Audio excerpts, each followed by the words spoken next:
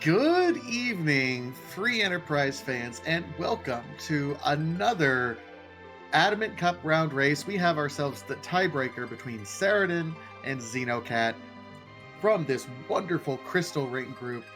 My name's Vitasia. I'm joined tonight on the mic with Deathlike. How are we doing tonight, Death?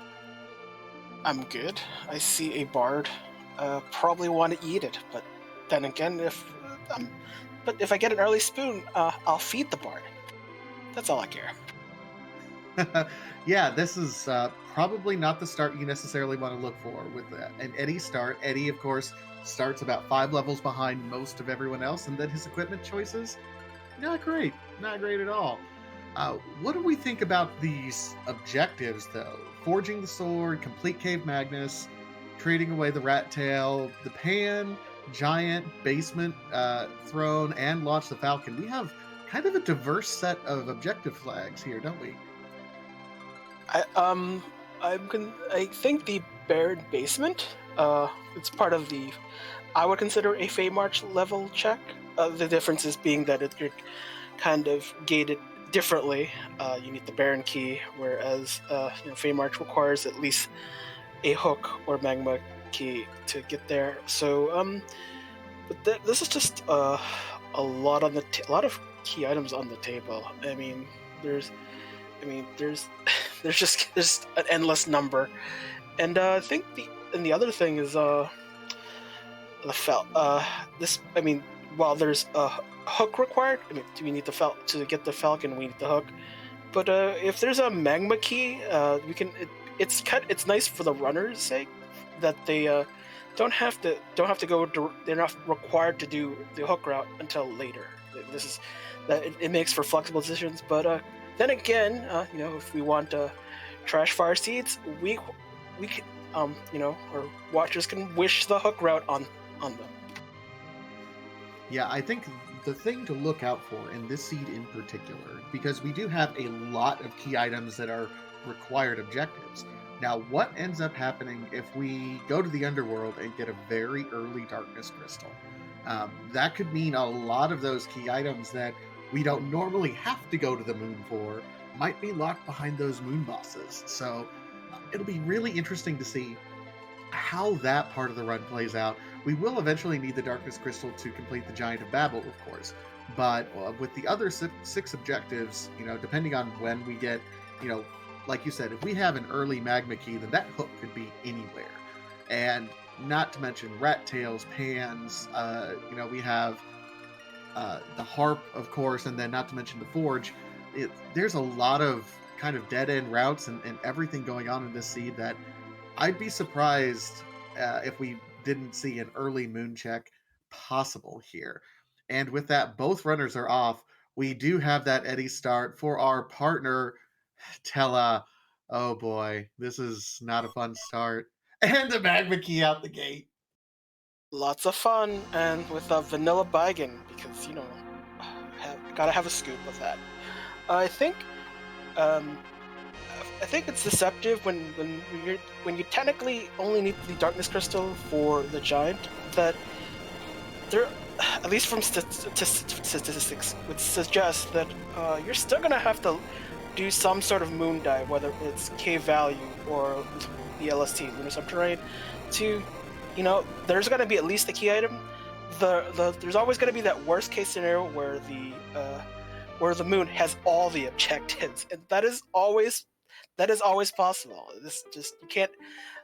Obviously, it depends on how many key items you get from any sort of overworld completions, but you just kind of can't get it out. You can't kind of leave it in the back of your mind. It's like, what if there's a disaster on my hand? Well, Bedward, not that helpful. Drain Spear, great dart, but not something desired. Maybe good for selling for money, at least for now. Yeah, that Drain Spear, nice attack power, but of course it has a horrible stat drain on it as well. So looks like both characters going ahead and said, with this party, I'm going to need to do a little bit of looting.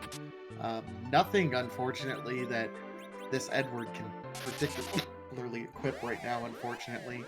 Saradin showing off just a little bit more meta knowledge, being able to say, yeah, I got my exit mage. Let's make early use of him to make about 20 seconds up here. And that's showing off the power of Tella early in the game. That Tella is fantastic for having exit from the word go and being able to use that efficiently. Yeah, probably not too significant to say, but little small time saves add up.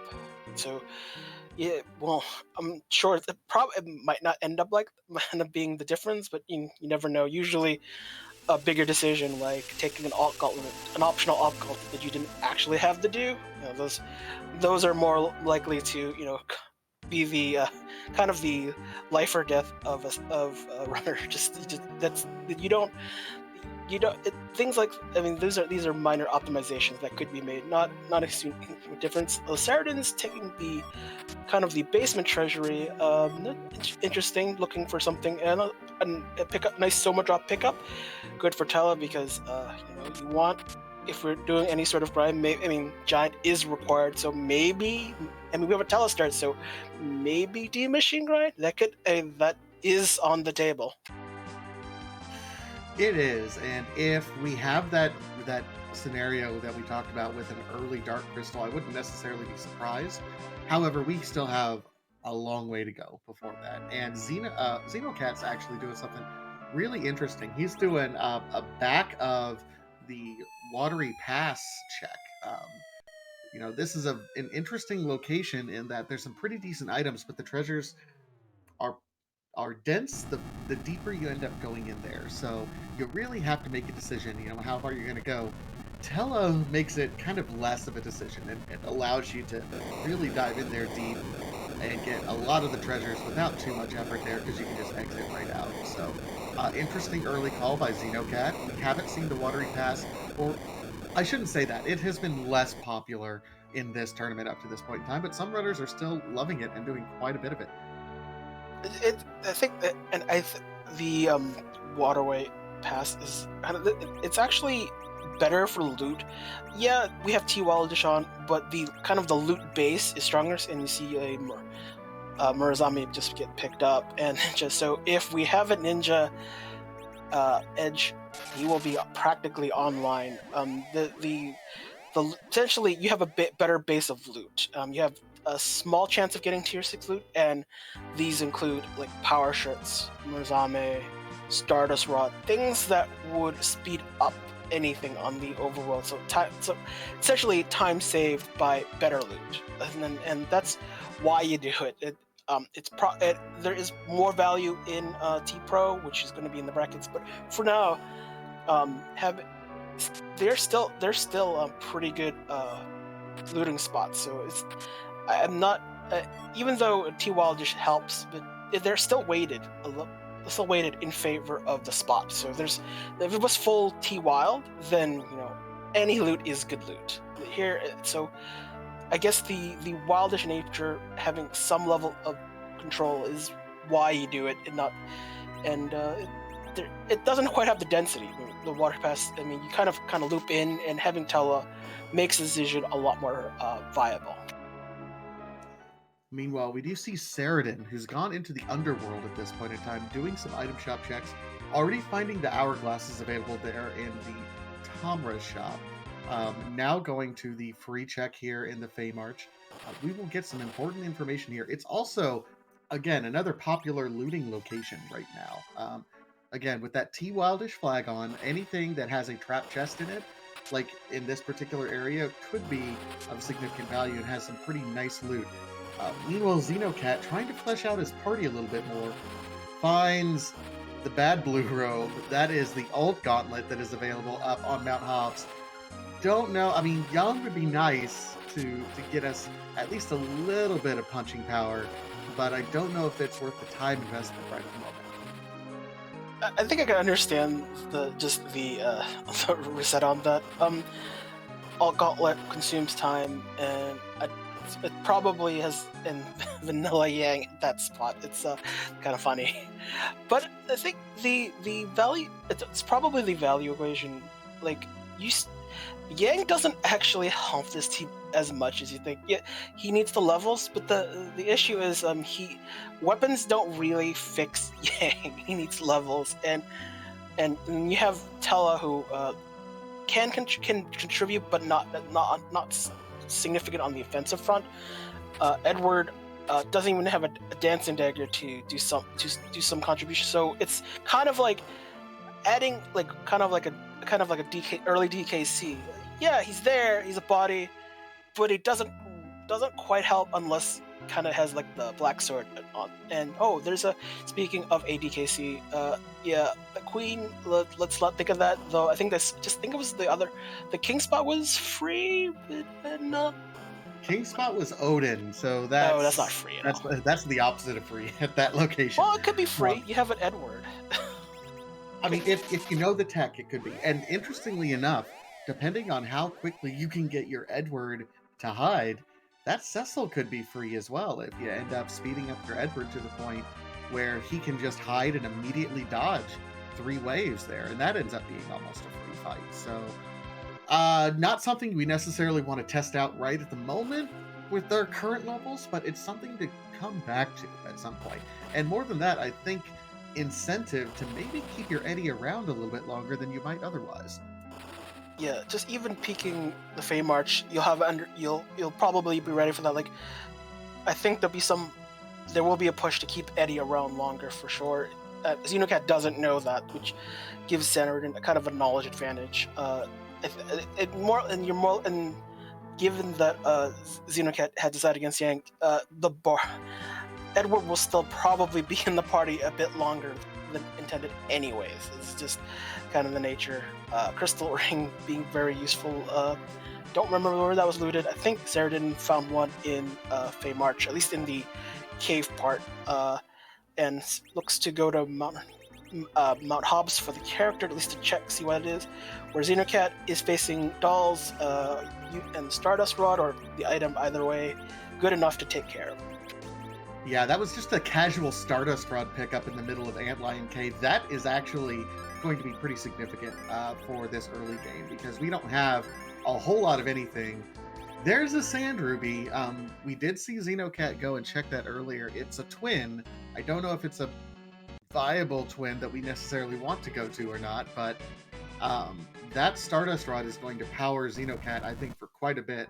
In fact, I think it looks like Saradin's going to go ahead and take this fight here. I think, another vanilla Sand Ruby pickup. Ant Rubies, the satellite might not be there laying eggs, but yet the Sand Ruby still lives. It doesn't matter what twin at this point, because it's probably better than Yang. I think that's Palom. So, or is it? No, I can't tell. It's Borum. But you need a white mage, but that doesn't really help the party in terms of offense. I guess, but that also means that a Heron Road pickup, if we loot, if we fortunately find that kind of loot, would be substantial upgrade. So, I guess anything better than Yang is it's kind of on the table. It makes sense. You will probably need a dedicated white mage. I mean, you have an Edward. You still need some offense on the table. It looks like Xenocat has decided. Probably see what the other character is and see how much help is required. Yep. So at this point in time, it looks like picked up the Porum. We have the Stardust Rod queued up on Saradin's side. The one thing that we didn't necessarily see, I didn't think we saw anything of value in the item shop in the Fey March. Now, we have not yet seen the item shop in Lunar Castle yet. I think the one thing that really could get this party really rolling, and we mentioned it a little bit earlier, one of the reasons why we need a Young. It's a duplicate Edward. Oh my goodness. But one of the things we mentioned would be levels. We have some hourglasses already available, and I tell you what, finding our sirens just to get a few levels for this party would go a long way to making everyone a lot more comfortable. Yeah, I mean, we have underground access. Just even a quick egg scramble grind would be, on definitely worth the cards. I mean, you have Tella, so you can do whatever you want. You don't even need Hourglass. You have definitely gonna have to make a trip to Mount Ordeals to get full access to all of Tella's spells, and he'll still be doing most of the work. He'll be lifting the seed at least at least in the early game, where you don't expect your starting characters. We have a dupe. I mean, having a dupe Edward. I mean, the seed has jokes. It's telling you need the bard. And with the Porum and Yang, I'm thinking maybe that the Yang pickup might change the equation, but still it's kind of a bit early, so there's still other character checks that are still on the table. So, but at least with what we have so far, kind of looking for a better character for sure. No, absolutely. And this duplicate Edward is not necessarily going to be the answer we're looking for. This is a relatively free fight. We have 2 of our 3 party members capable of healing, keeping the party up as Edward is the only one doing damage. So it's a free fight in terms of getting through it, but it's not a free fight when you look at kind of the time investment here. You're not entirely thrilled about seeing second Eddie. If there's a key item here that can really drive us, something like an Earth Crystal, that would, or even going to Cave Magnus, that could drive us a little bit into that direction as well. So you're hoping for a little bit of payoff here, and I hope that Stardust Rod is complete. I'm worried. Yeah, I'm kind of worried about. Even though Globe 199 would probably be under a spell multiplier, good enough. Yep. It was close, but yeah, he got it. It's just one of those. I hope there's enough HP left to survive that. But the Rat Tail probably, definitely required, but we can't quite turn it in yet. So unfortunately this task is required, but at least CPU is not in a stronger spot. There's a lot of HP, but it's split. It's like 4,000 HP. You split, and you're still splitting it between the 2 orbs. So the bulk of even though the bulk of HP is on the orb, you're not so concerned about the dilution of the HP pool. I think it's one of those. Yeah, it's not the worst spot it could be, and it's like, and your opponent has to take the spot anyways. This is required, so it's not the worst of spots. Oh my! And Saradin then doing Babil and finds the hook. By the way, so rewarded with kind of this. We'll have to double dip eventually, but is at least knocking out 2. We're rewarded with more Hanzo steel here, but does get the hook. So if we want to, at any point in time, we have another item shop to check, as well as another free character check, if we want to avoid it. But we know that Rat Tail is going to be required as well. So we will eventually have to do Baron in. Just great pickups from both of our runners early on into this race. A little bit of divergence as Xenocat did not go into the Underworld quite yet, but will be going now and picking up everything that he'll want. This is an interesting race up to this point in time because it's lacking in firepower.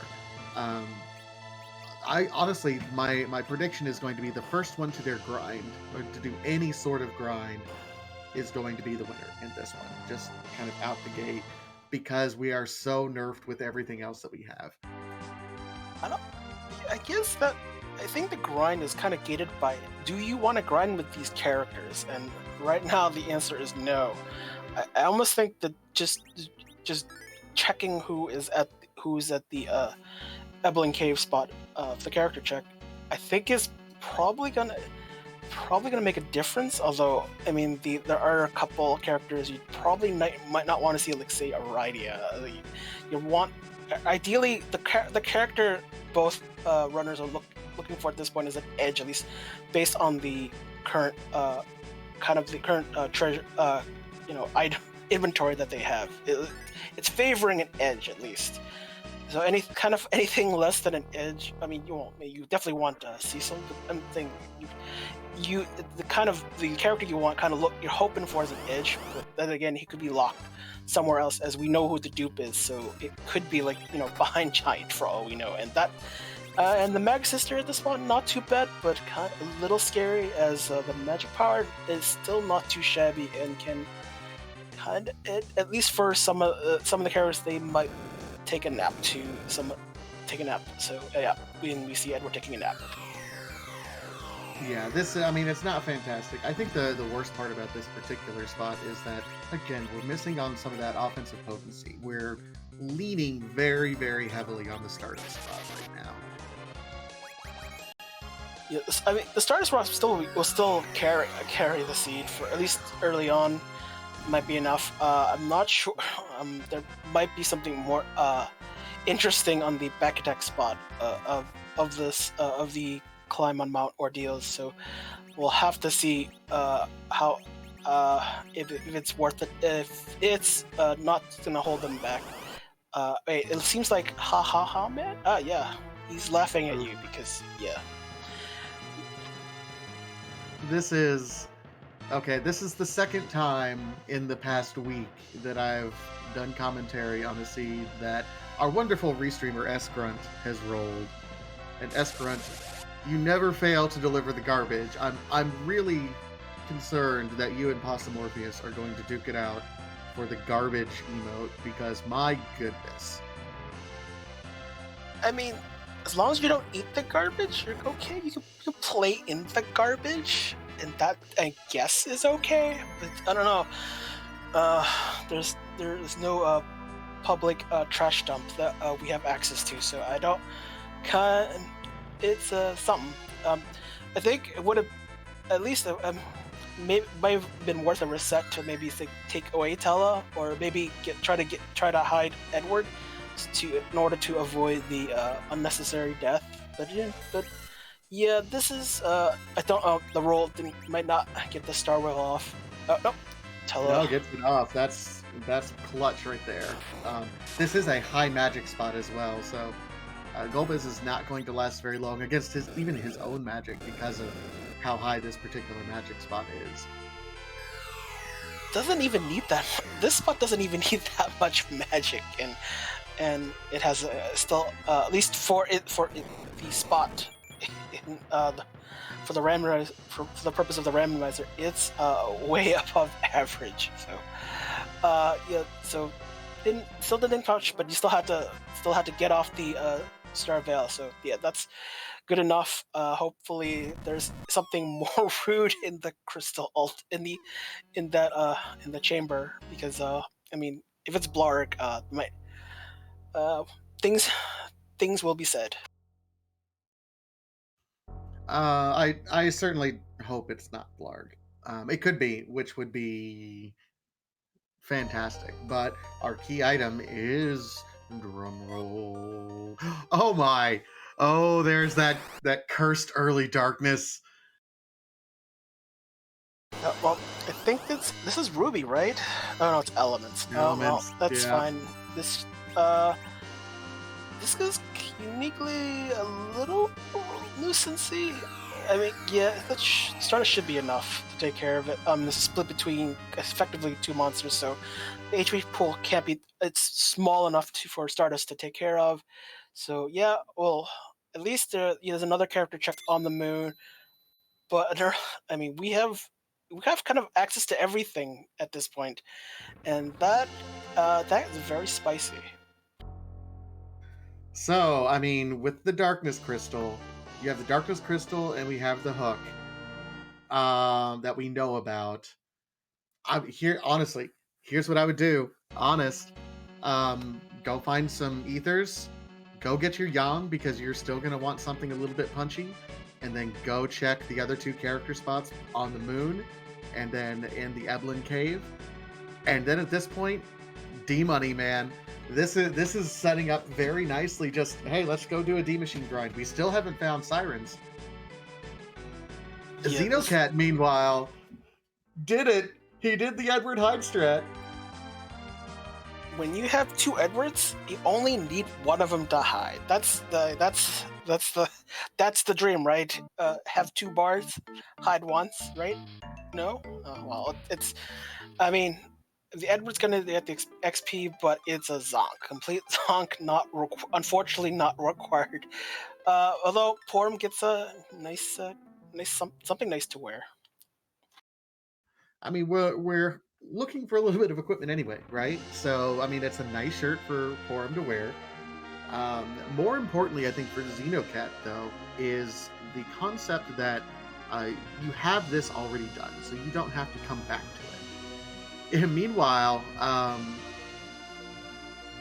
looks like Xenocat is really letting his game kind of show here. He is going to take on the Odin spot, turn the battle speed all the way down. He's like, hey, I got two Edwards, I got double hide.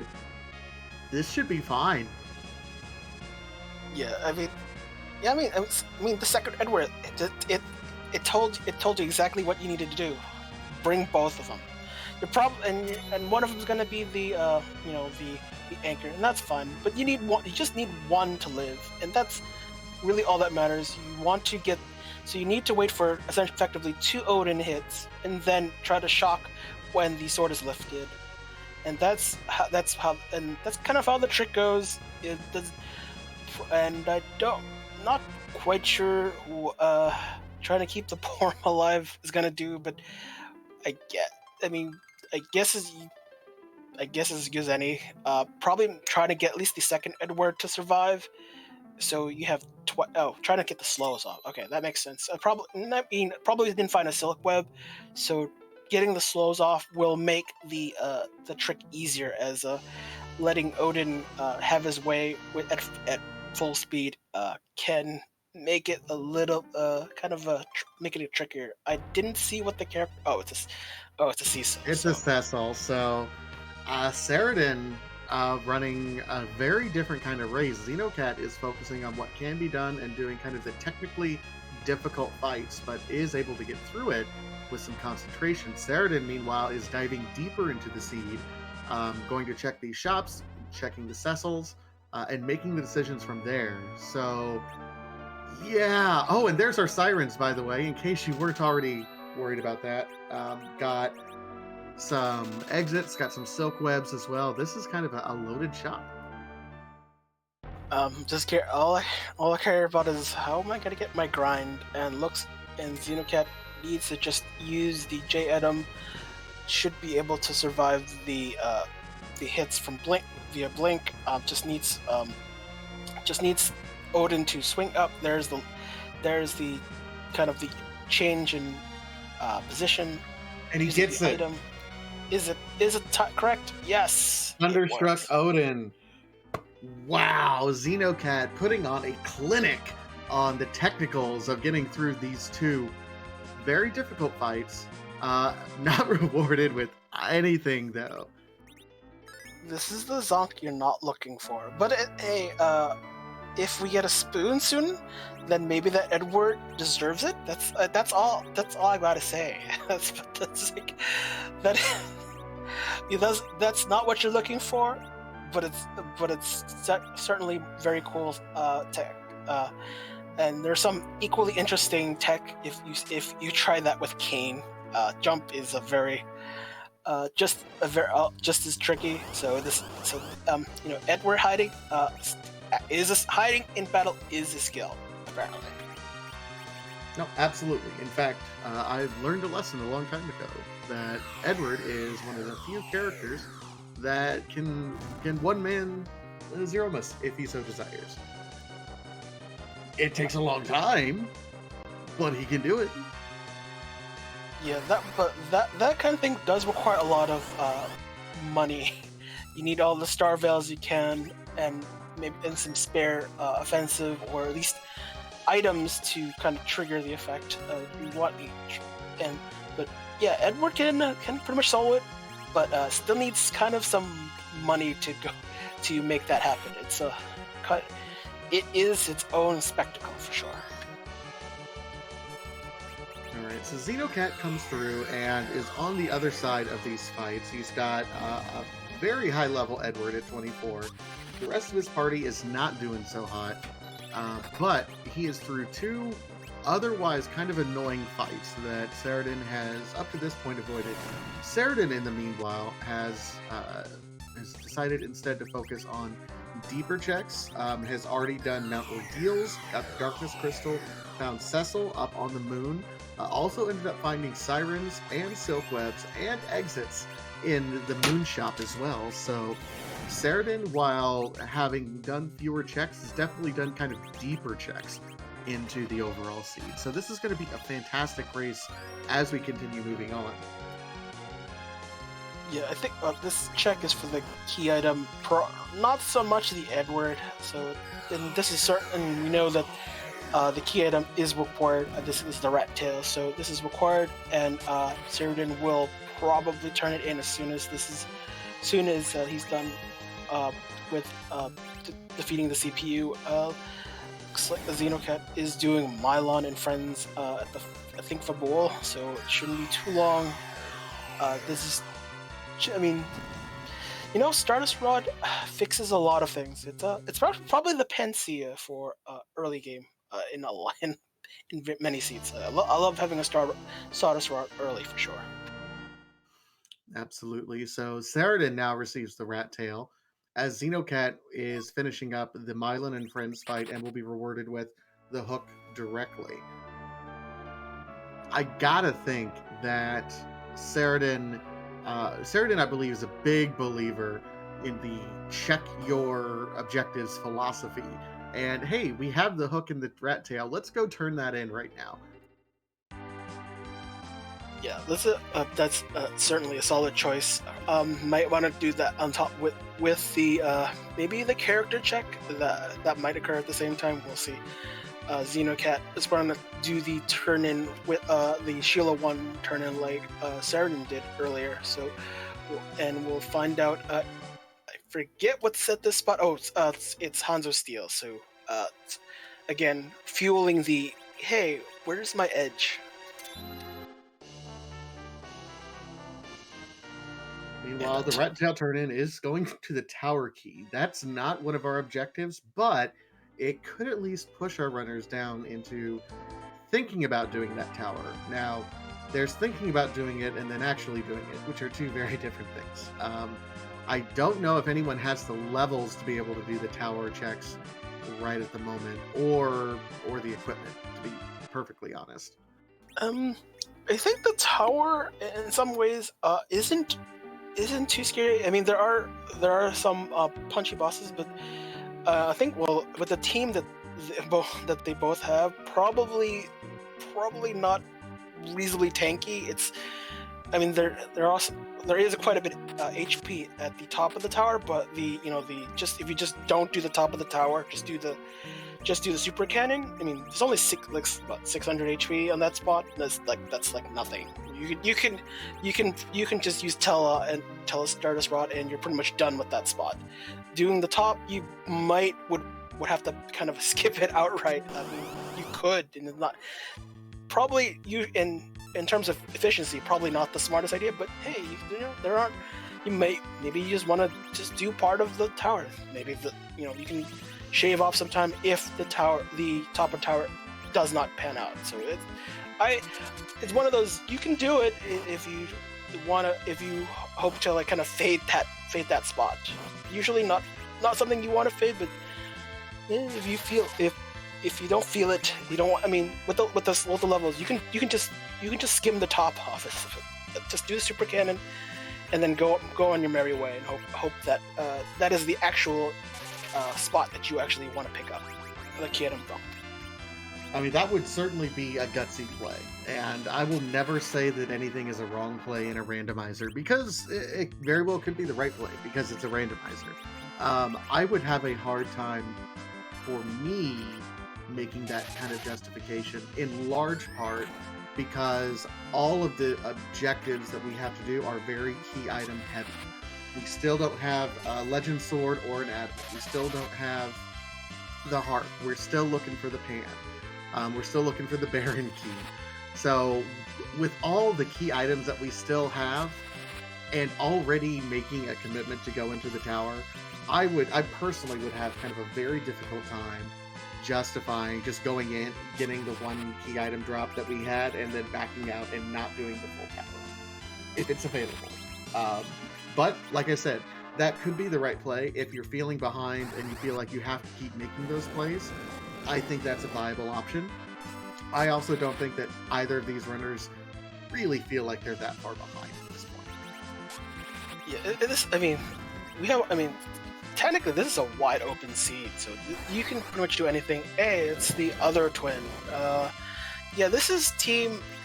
This is starting to look like Team Fragile on Xenocat's part. I mean, doesn't check the moon for the Cecil, so that, and not even thinking about the Yang. Skip the Yang. So I think at least in Xenocat's thinking so far, this is going to be team. We need a little bit of help. We don't have to do the Falcon until we're really ready. So and the extra Eddie who it used to be the anchor, now is going to just take a seat. We'll keep the good Edward that did to absorb the XP from both Fey March bosses. Just keep them around, and we saw. I mean, this looks like a cursed ring is around. So in the worst case, if we never find the spoon early enough, Edward can take the floor, because he's still optional, at least up to this point. Yeah, that's. I mean, this is going to be a rough one. That it's interesting because Kenyatso has been at that kind of gating location, going into the Underworld at the Falcon spot enough that I've gotten really good at doing that. But I understand that it can be kind of a rough spot for a lot of runners. He absolutely can hit quite hard, and those waves, if you're not really in tune with how quickly he runs, can absolutely wipe out your party. So you have to be on top of those waves. It's going to be difficult, and I don't think anyone's going to be diving the hook route just to get some levels and to quickly do that right now. Xenocat, meanwhile, is climbing Mount Ordeals. Will be rewarded with the Darkness Crystal, and if he decides to go the Pan, this should be. I mean, Xenocat has also done, I think, some other things. So I think he's a little bit better equipped than Saradin was when he initially came up. Saradin, meanwhile, is actually doing something that I really, really like right now, in that he has some hourglasses, so he's going ahead and clearing out the Eblan Castle and doing those checks there, knowing full well that this is one part grind and one part getting his equipment set up properly. Yeah, I don't think we've found anything decent for Cecil yet, so I think, you have a chance at Adamant Armor, hoping for a Crystal Sword. Either one would do Cecil a whole load of good, and this is certainly was a very, very smart choice. Hoping, this is, when you have hourglasses, every chest is virtually free, and you're not worried about the fight. Cecil in the back row, I'll kind of need to just use Cecil to do cover strats, which is just fine. You just need him to keep everyone alive so they can collect experience. Desert Dart, not something Saradin's looking for. I don't remember what the other chest. I think we're still looking for one more trap treasure chest. There it is, in a vanilla spot, but it contains the last set of monsters. Though this might be a little bit risky, probably should lead off with the Hourglass before gambling with the Stardust Rod. I tend to agree. Meanwhile, Xenocat is rewarded with his comedian. A couple of crystal rings that I think are actually helping out. Crystal rings or ribbons, or I'm not quite sure what else we found to help protect against this Golbez. But otherwise, getting through these bosses relatively quickly as Saradin finishes up this particular trap chest. has decided to take care of the other twin. For whatever reason, it's whatever. Ideally, would have gotten rid of the old man. We don't want the old man to gain too much XP, but I don't know if Xenocat's picked up a curse ring, but it's fine. It will just need to get Porum with the star, every other character with the Star Veil, and and let Golbez have a laugh at himself with his own magic, because that's good magic is not wasted on anyone but himself. No, absolutely. And just double checking, I'm seeing some instances where Cecil is now fully on. Oh yeah, Crystal Sword. Yeah, Cecil's fully online now. We're good to go. Yeah, I mean, you do enough trap chests, you'll eventually hit the jackpot, and we know that Cecil's probably going to hit the Adamant if one is picked up. Otherwise, Cecil's going to be the go-to Berserker. Still not quite sure what the party will end up being. Maybe there'll be a Spoonward one. That's still not defined. But I think the preferable second character would be an Edge, at least at this point. That's still, like, again, ninja yet to be found, and Saradin has found the Palom. It'll be interesting to see if he pulls the Palom. Does still have an Edward, however, has not done the two bosses in the Fey March like Xenocat has. Xeno, while his Edward has some levels, it was fully ditchable at this point in time because there's nothing else that he can really use Edward to cheese at this point. Saradin, meanwhile, if he saw those bosses and knows the proper strats to do it, may decide to keep his Eddie around, and he's making that decision and says, nah, if I'm going to do those bosses, I'm going to do them face to face.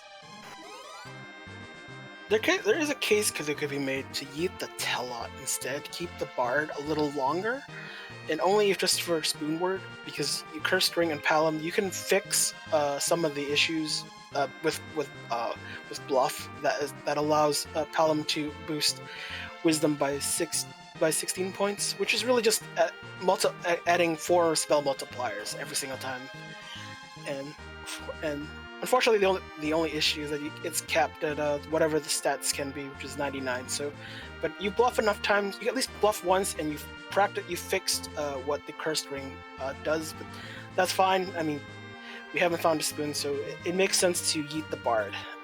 There's the only thing lingering is what possible nuisance is at the King Queen Eblan spot. See, I don't think that's the only nuisance because he's. Saradin is opting to do a very technically proficient fight in this particular Kenyatso on your way into the Underworld. It's interesting dodging 2 technically proficient fights in the Dark Knight Cecil and the Odin. I would argue those 2 are probably have a little bit higher of a ceiling cap. The Kenyatso is not overly difficult, but it still requires some technical proficiency, especially when you're rocking a level 10 Palom. And I mean, your Cecil is doing fantastic, but Crystal Sword Cecil alone can't get through this Kenyatso. Yeah, just probably it needs a few swings from Cecil to kind of burst down damage. But early on, usually when Kenyatso in certain spots, you always want to buy a few Thor Rages and collect whatever lightning-based J items around just to kind of keep Kenyatso at bay. You want to reduce the effect of wave to the point where it doesn't murder you outright. That's always the trick to Kenyatso, is being at the point of that the wave does not do enough damage to you to murder you. And he moves so fast. He moves so fast at that spot. You have to already have your lightning spell queued up when he gathers the waves. If you start the cast at any shortness of time, it's not going to do very well. for Kenyatsu at this particular spot, honestly, like I like to have like he'll swing, and as soon as he swings, I like to have my character queuing up a Thor Rage, just because it moves that fast through here. Yeah, I find Kenazo always something that you just have to practice. Just try to get your Thor Rages and maybe tune down your battle speed. Like ideally, you don't want to have to turn, or at least turn it down to like say BS3. Worst case, go kind of slow it down to Wyvern standard time, just to kind of get a proper feel, because having Kenazo kind of be uncontrollable early on, like you lose when you add battle speed 1, which is the default speed, can be get a feeling of being not able to control the fight the way you need to. And oh well, Xeno has fought the other the other monster that likes to do double waves, so that followed by a Mom Bomb, which while the Golbez spot doesn't have too much HP, but you still have to kind of weather the storm through the looks like a Bard was yeeted for Sid, so that's an interesting decision. No, I like that decision because, like I said, Xenocat has already used his Bard for everything that he's going to want to use him for. I think the most important thing right now for Saradin in this fight is he's already taken one wipe here. And if you want me to be 100% honest, this is something that is not going to yield a key item. It is an objective that does eventually have to be done. I do not like committing to this spot right now in the race because there's other things that you can and should be doing to unlock the rest of the race. Doing this right now is an objective, but it's an objective that it doesn't matter if you do this now or it's your last objective in the race that you do. It's going to make absolutely no difference in terms of the overall time. So you choose to do it when you can do it fastest.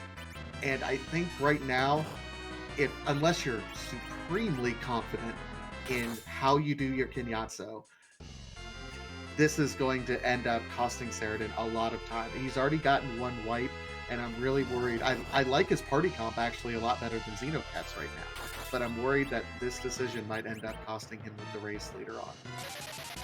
Yeah, I think in spots where, I mean, if there was a different boss, like say a King Queen Eblan at this spot, then I would actually, then it'd probably make more sense to do it as soon as possible. It's fine. You're would route this into a tower check immediately after getting the Falcon. That, and probably, at least from the routing perspective, that makes sense. From a time consumption, because we know Knaza's at this spot, this is kind of time that you kind of want it back, I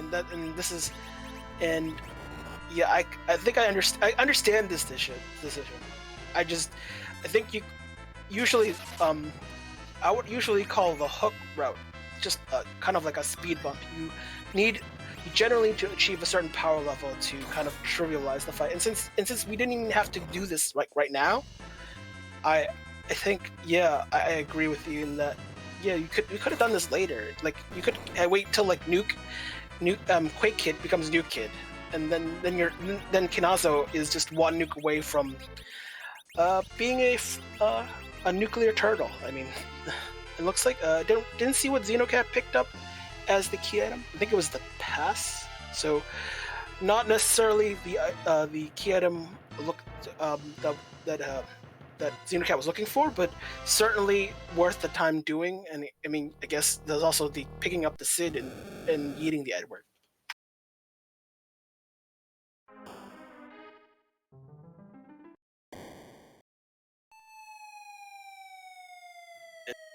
All right, but he is through, so at least he didn't spend too much time on it. That could have been a whole lot worse. So I think it does get through. Was that the vanilla Dr. Luge there at the top of the tower?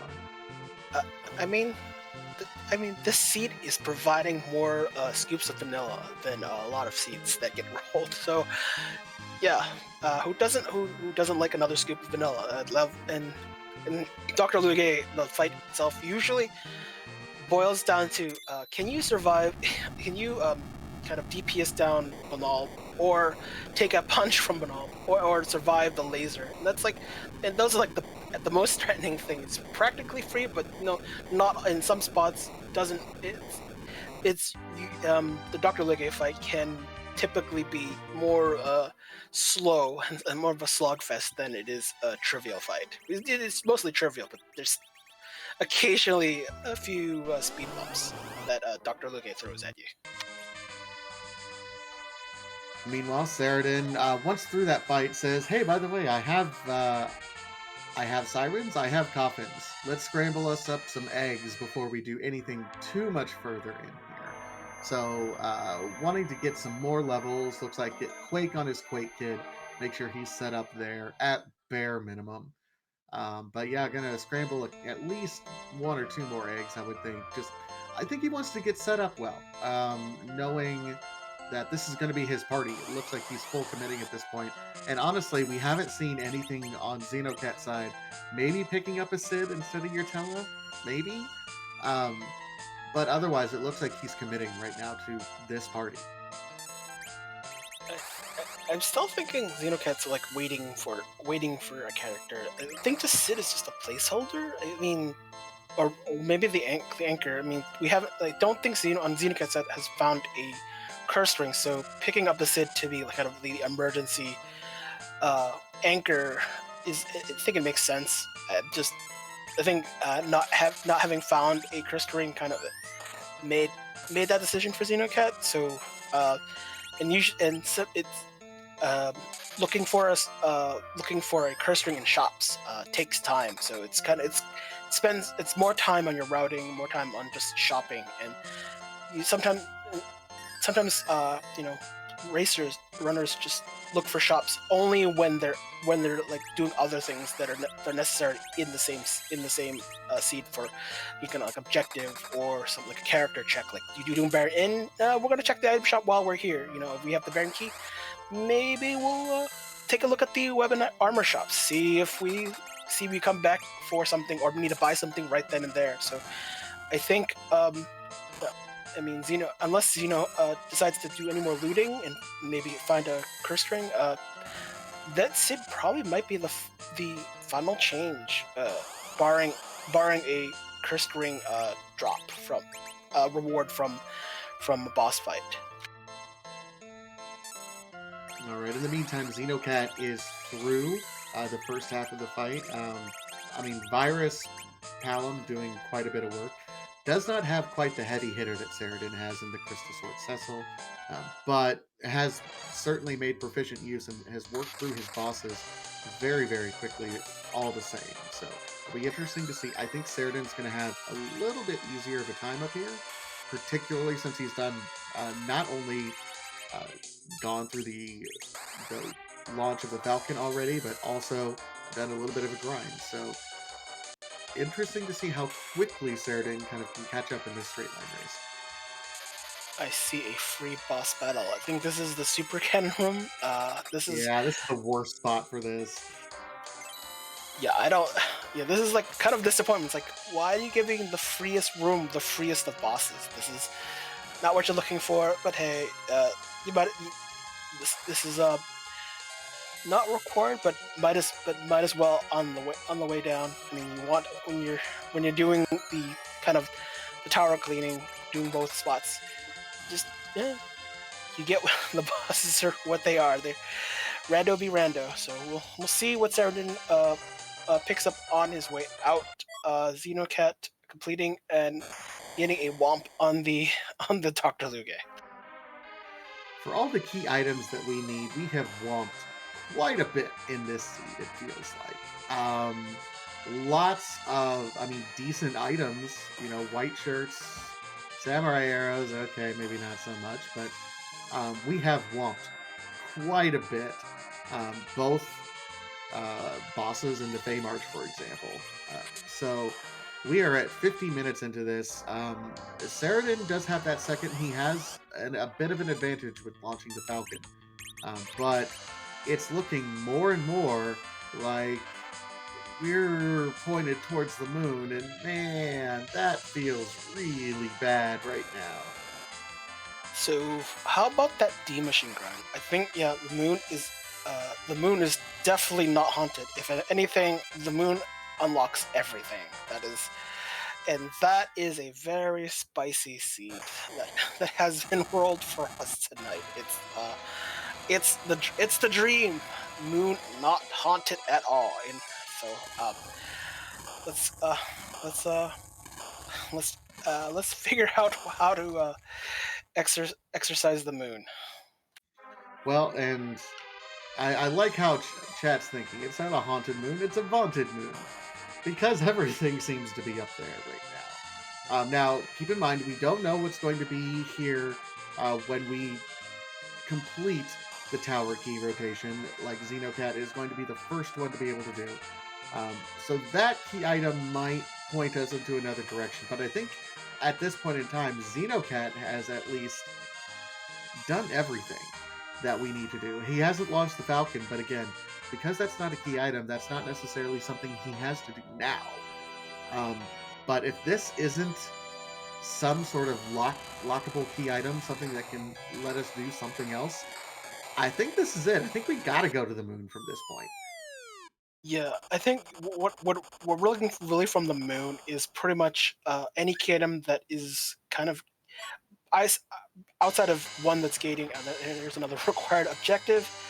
Um, we you need something that's gating something else, like the pan or twin harp. Just basically, you have to do an objective that probably gates the other objectives. This is a very likely thing. Like it may just be one key item that gates everything. Like even if there is that possibility that the moon, even though the objectives, the key items are on the overworld or underground, but so far we need just that one key item that unlocks everything in the seed. So anything that isn't terminal, like Legend Sword, um, will probably lead to the next key item that is required. Like we need, like doing the Baron basement might lead into a twin harp, which would then lead into the pan, something like that. Those are the so think finding the non-terminal key item um, to kind of continue the seed, it kind of becomes more imperative.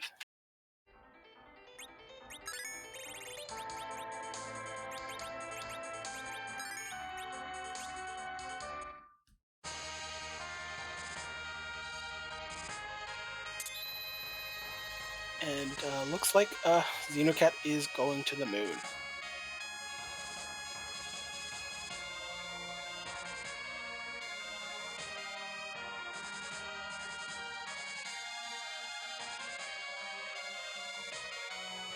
Look, and Xenocat will find the Cecil that wasn't really going to bump into. Maybe probably good time to yeet the Sid.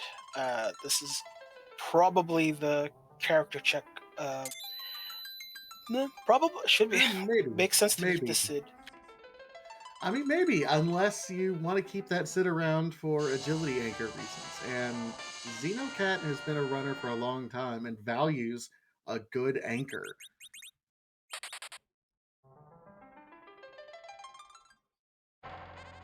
I think Well, Chad has mentioned that Xeno also has found the curse ring, so that's probably the reason.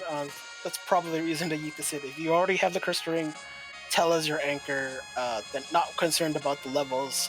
Tell us picking up. So this is fortunate and should and makes a lot of sense. Although I'm sure Xenocat maybe is thinking if if Saradin's picked up the Cecil, that maybe I'm behind. And this is like you realize this Cecil could have been picked up much earlier. And what Xeno doesn't know that Saradin has raided Eblan and has gotten the Crystal Sword. So that time that Xeno has found the Cecil and Saradin taking full advantage of the Crystal Sword will kind of accelerate Saradin's progression in the seed. quite a bit. I think Xenocat has to feel a little bit behind at this point, not having gotten the crystal.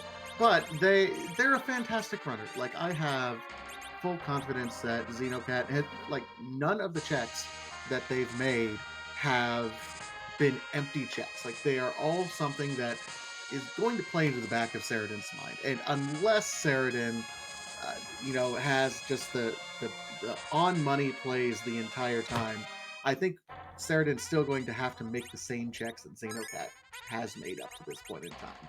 So while Cecil is going to be a little bit behind in terms of power level from Saradin over Xenocat, I still like it's all going to come down to, does Xenocat end up finding a nice piece of hardware for Cecil to equip between now and then? That can make up quite a bit of difference, and not having to do so, like, go out of your way to do it in Eblan Castle, for example. Um, Lots of opportunities here for Xenocat to not even necessarily catch up. It just to continue making smart plays as they keep going. So Xenocat took a reset because Quake Kid needs magic, needs MP to cast spells. So quick using the tent. One property of the tent is it does not revive party members, and we want Tella taking naps. So that's why using the tent over using one of the beds in the big whale. So this is the whole point of this is to see what the treasure is, but also get Cecil up to speed. Hey, it's that piece of armor where this whole tourney is all about. That should get some time back. Adamant armor, not the weapon, but fixes what ails Xeno.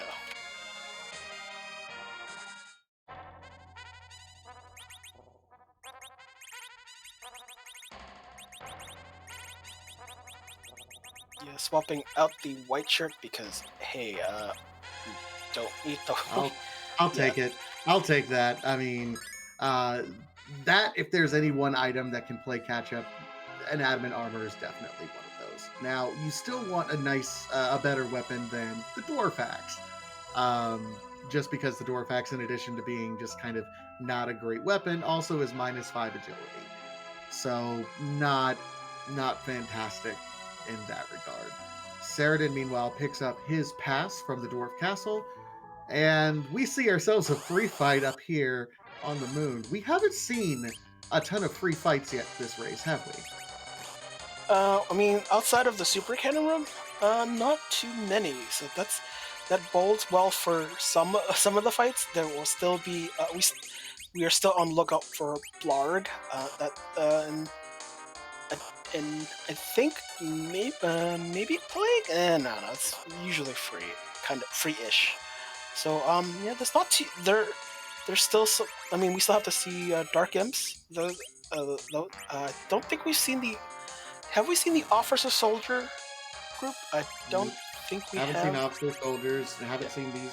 I mean, these guards are interesting.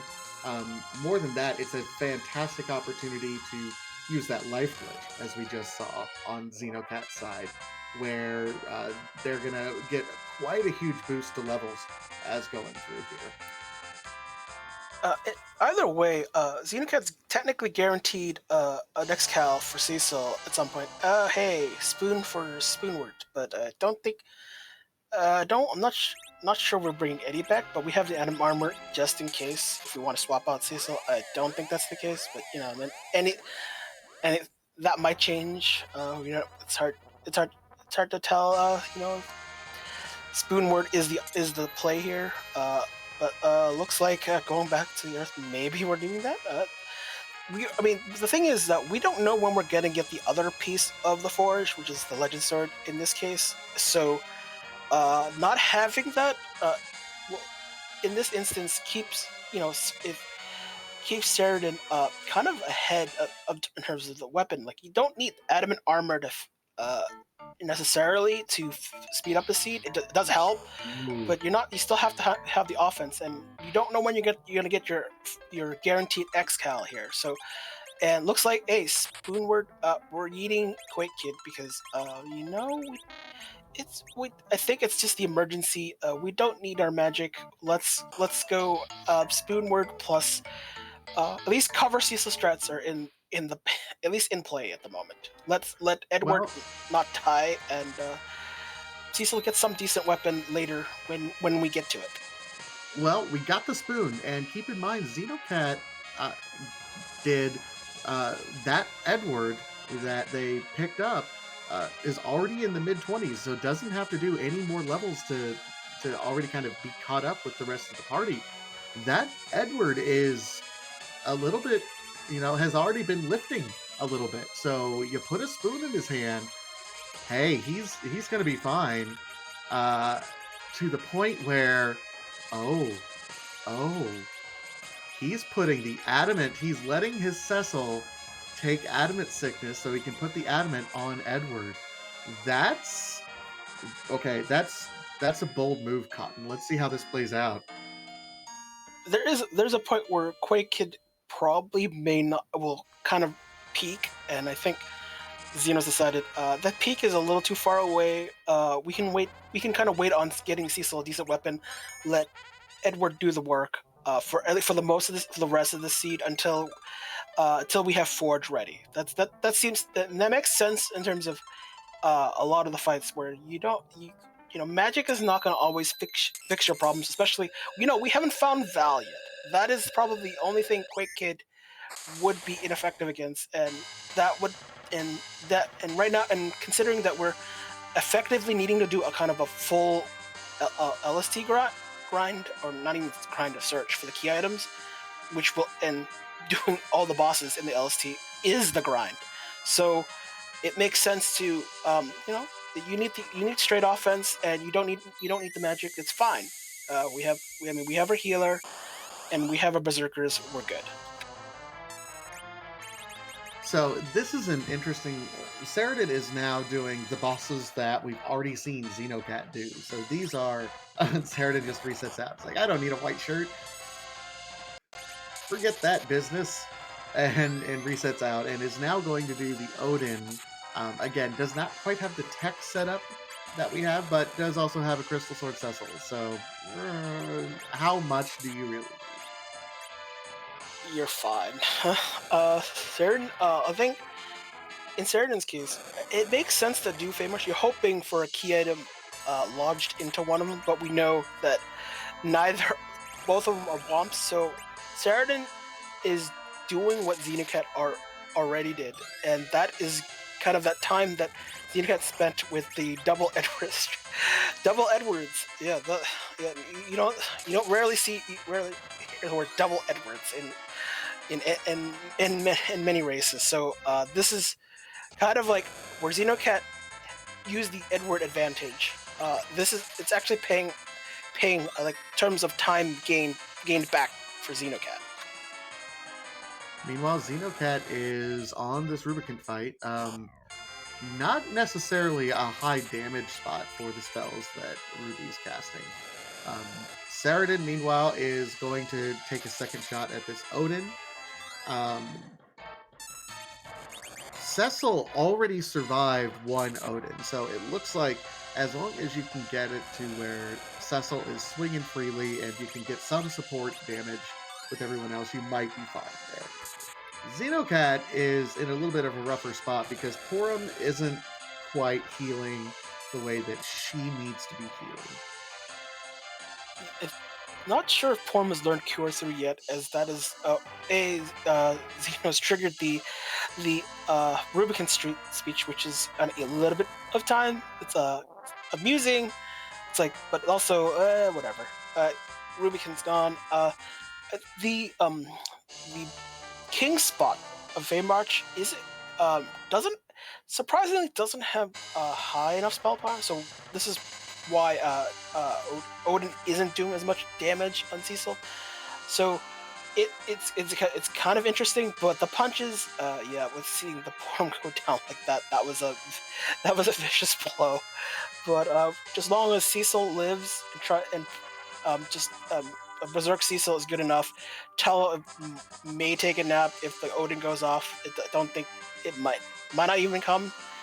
which that probably doesn't matter. You have a cursed ring, so having Tella overleveled isn't a punishment.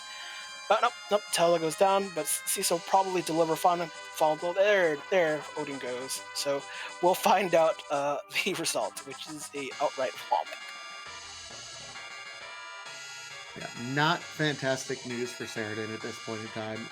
But again, knew that we kind of figured early on when Xenocat was doing those particular checks, we knew that Saradin was likely going to have to come back and do them anyway. So, um, just from a peace of mind perspective, if Saradin had completely uh, disregarded that and went straight to the moon, it would have been a fantastic play. But given all the number of key items that we were looking for, it's unlikely that that was the case. That there was nothing else there. We knew that sometimes in randomizers, the statistically unlikely thing happens, though. And that was the case this one. So Xenocat now, um, with a pretty decent Cecil party setup. Honestly, I really like Xenocat with Cecil and Spoonward going to town. Saradin has the superior Cecil, does not have the adamant, but does have a crystal sword. We know that with that forge, Xenocat by the end of the game will have no worse than an Excal on that Cecil. And you can do a lot worse than Excal Spoonward on your end game fight. And oh, hello. Hey, it's that boss we've been kind of blogging about all this match. Yeah. So time to just only to Battlefield 2. Look, I guess confident enough to survive it. We'll see. I mean, most less experienced runners will probably try to just turn all the way to Battlefield 6 as a safety measure. As you need all those extra frames just to just to get the item off. We only need one of them to live, and today it happens to be Porum. However, not too high a spell power. Looks like a 3, so not too concerned. The only concern is to try to get Cecil and try to get Spoon Zerk up quickly to go to town, and we'll see. And Saradin is doing the guards. I think that was the at the cave value spot, so it won't be too long to find out. I don't remember if it was anything of value from this spot, but hey, it's XP. It's the Lunar Subterrane. You need the XP. You need that for the final for Z. Oh, something of great value is had at this spot in K value, the spoon, which is what prompted Xenocat to go down and get Edward into their party immediately. Meanwhile, this is just a fight of attrition. It's whenever someone gets nuked, you bring them up and then try to let your two melee attackers keep swinging as free as you can go. Yeah, it's hoping that not using life potion, probably not to use the potions. Although life, like the spell life doesn't this is pretty accurate, but not perfect accuracy. And there will be a few Tella life moments where a spell doesn't actually succeed, and life is one of them. So and that Wyvern's taken care of. Hopefully there'll be something worth from this altar. Looks to be A. Okay, I'll take it. So you know what? Spoonward's already gotten his adamant. How about Cecil with his adamant, with the eventual Excal? I cannot say no to that. No, not at all. I will take that in a heartbeat. Meanwhile, is trying to get it to where Cecil can equip something slightly more powerful than that dwarf. I believe we have at least a poison axe. Okay, we'll take it. And then that white shirt will go very well on Porum and be able to provide quite a bit of survivability. This is setting up to be quite the party on Xenocat's side. Adamant and at least Excal Cecil, Adamant Spoonword, and then you have Porum. So right now you're going to be banking on Tella being your anchor and doing enough damage between a zerked up Cecil in Edward that you do not see a second Big Bang that's fully powered up. Yeah, when you have those two online, when a Porum takes a nap, it's okay because Cecil will probably survive the later Big Bangs and not let you worry.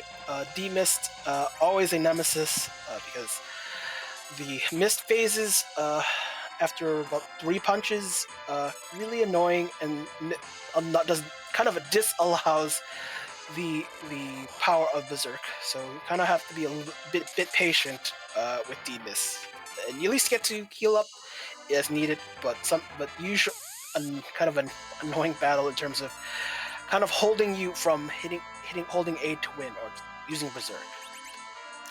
So this is an interesting setup on Xenocat's side as well. D-Mist is one of the few bosses that is strong against the Holy Element. So normally your Crystal and Excal Cecil going Burr runs into a bit of a roadblock with D-Mist. Will not be doing quite the damage. The Spoon does not have that holy property though, so the Spoon can swing as free as you want. Cecil in this case is also equipped with a Poison Axe. Now, I'm not saying I'd turn down a Crystal Sword over a Poison Axe, but at least, it's not nerf damage anymore on Cecil's side. Yeah, Spoon is more effective in this fight, and he's probably back row glitched. I think that the biggest problem with the Poison Axe is the accuracy, so the wide range, the right variance and damage that Cecil's dishing is kind of like, he's trying. It's okay. Don't. Edward is kind of scooping all the vanilla and getting all his strength from that. So that's a let Edward take care of things this scene. That's okay. Well, we'll give you something better later. You can kind of take the seat off a little bit, Cecil. It's okay. You can cover. That's all you need to do. The worst part about the setups that both of our runners have right now, neither of them are at 10 key items. And we've seen that Saradin is not going to necessarily be rewarded at the White Spear altar either. We'll see what Xenocat finds here in the Ribbon Room. Now, Xenocat's at 8, and I believe 1, 2, 3, 4, 5, 6, 7, yeah, Saradin's also at 8. So there's still potential for them to find their key items, but there's a lot of this experience that by the time you're usually doing these bosses up on the moon, you have 10 key items.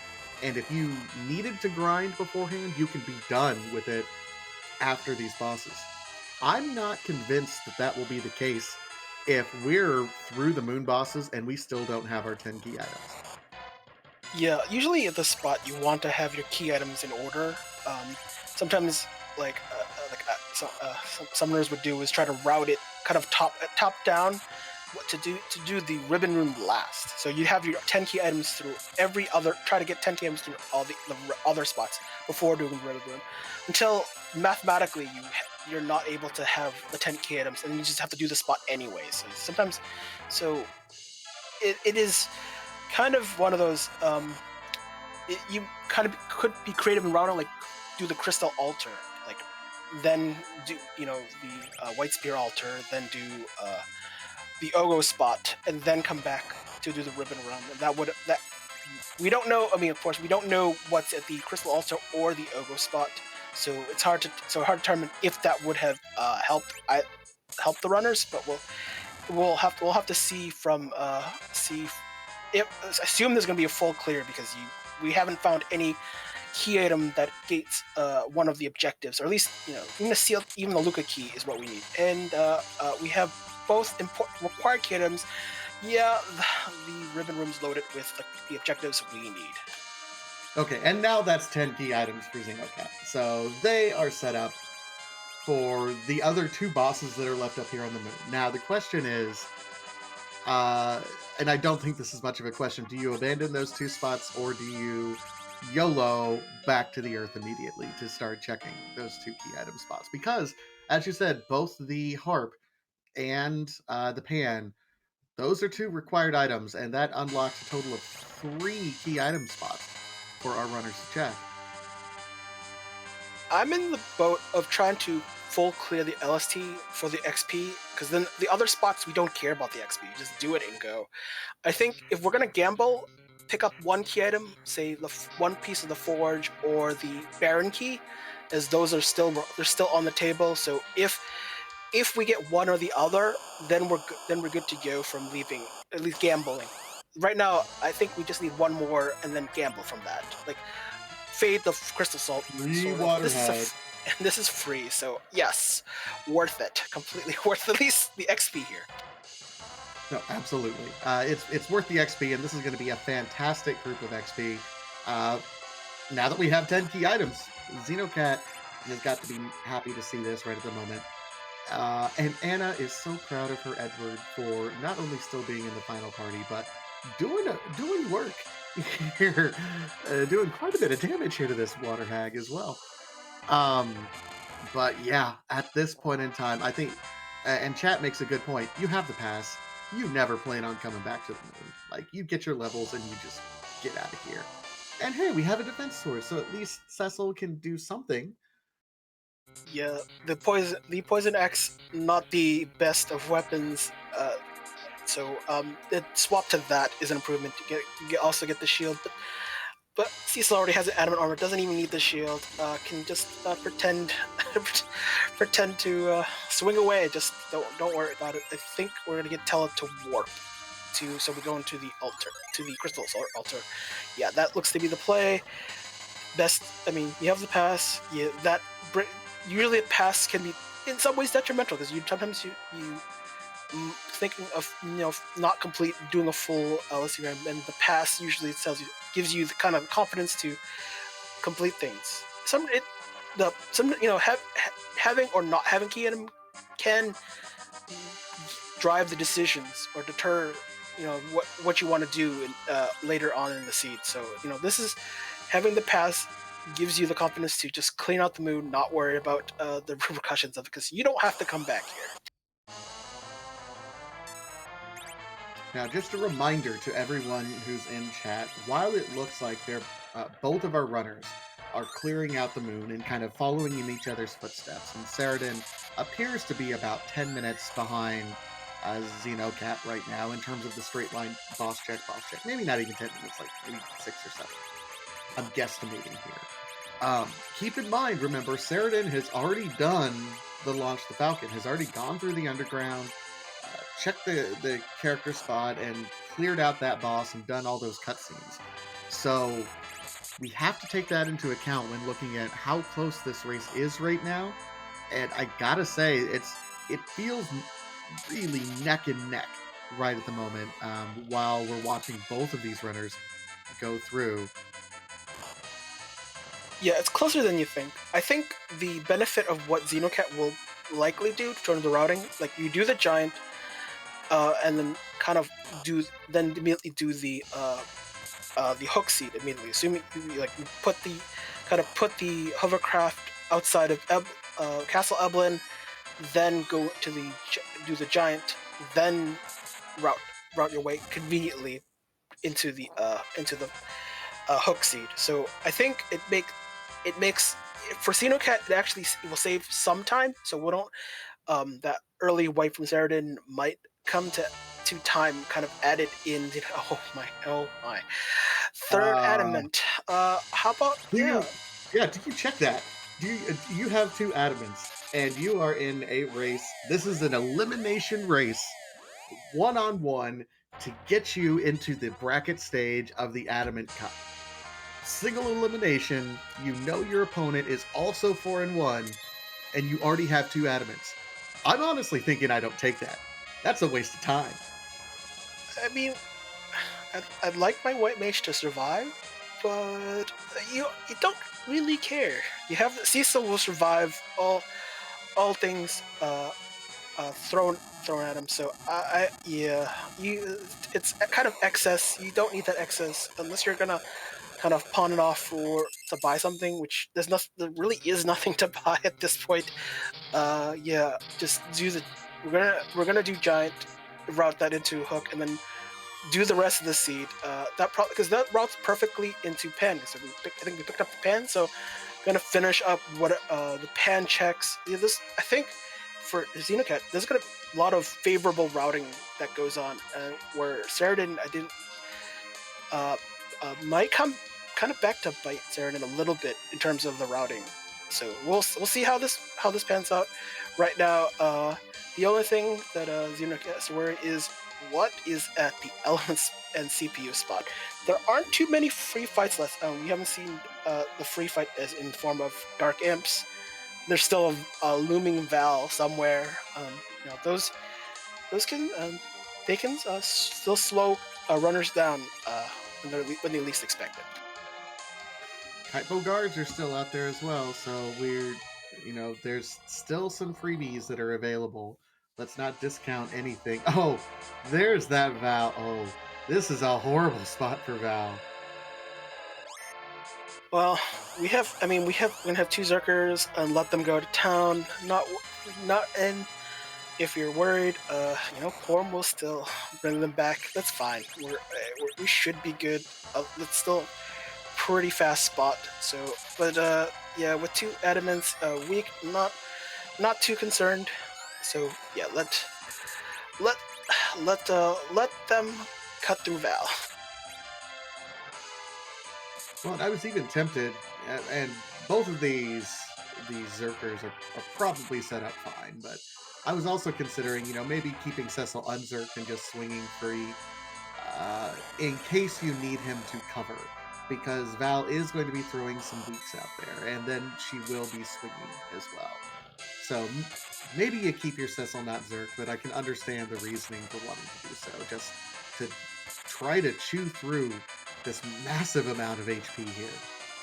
You have double Adamants. The only person you're concerned with is Porm, and if you're really concerned about Porm, you blink her. That's about it. It's like let the battle play itself out.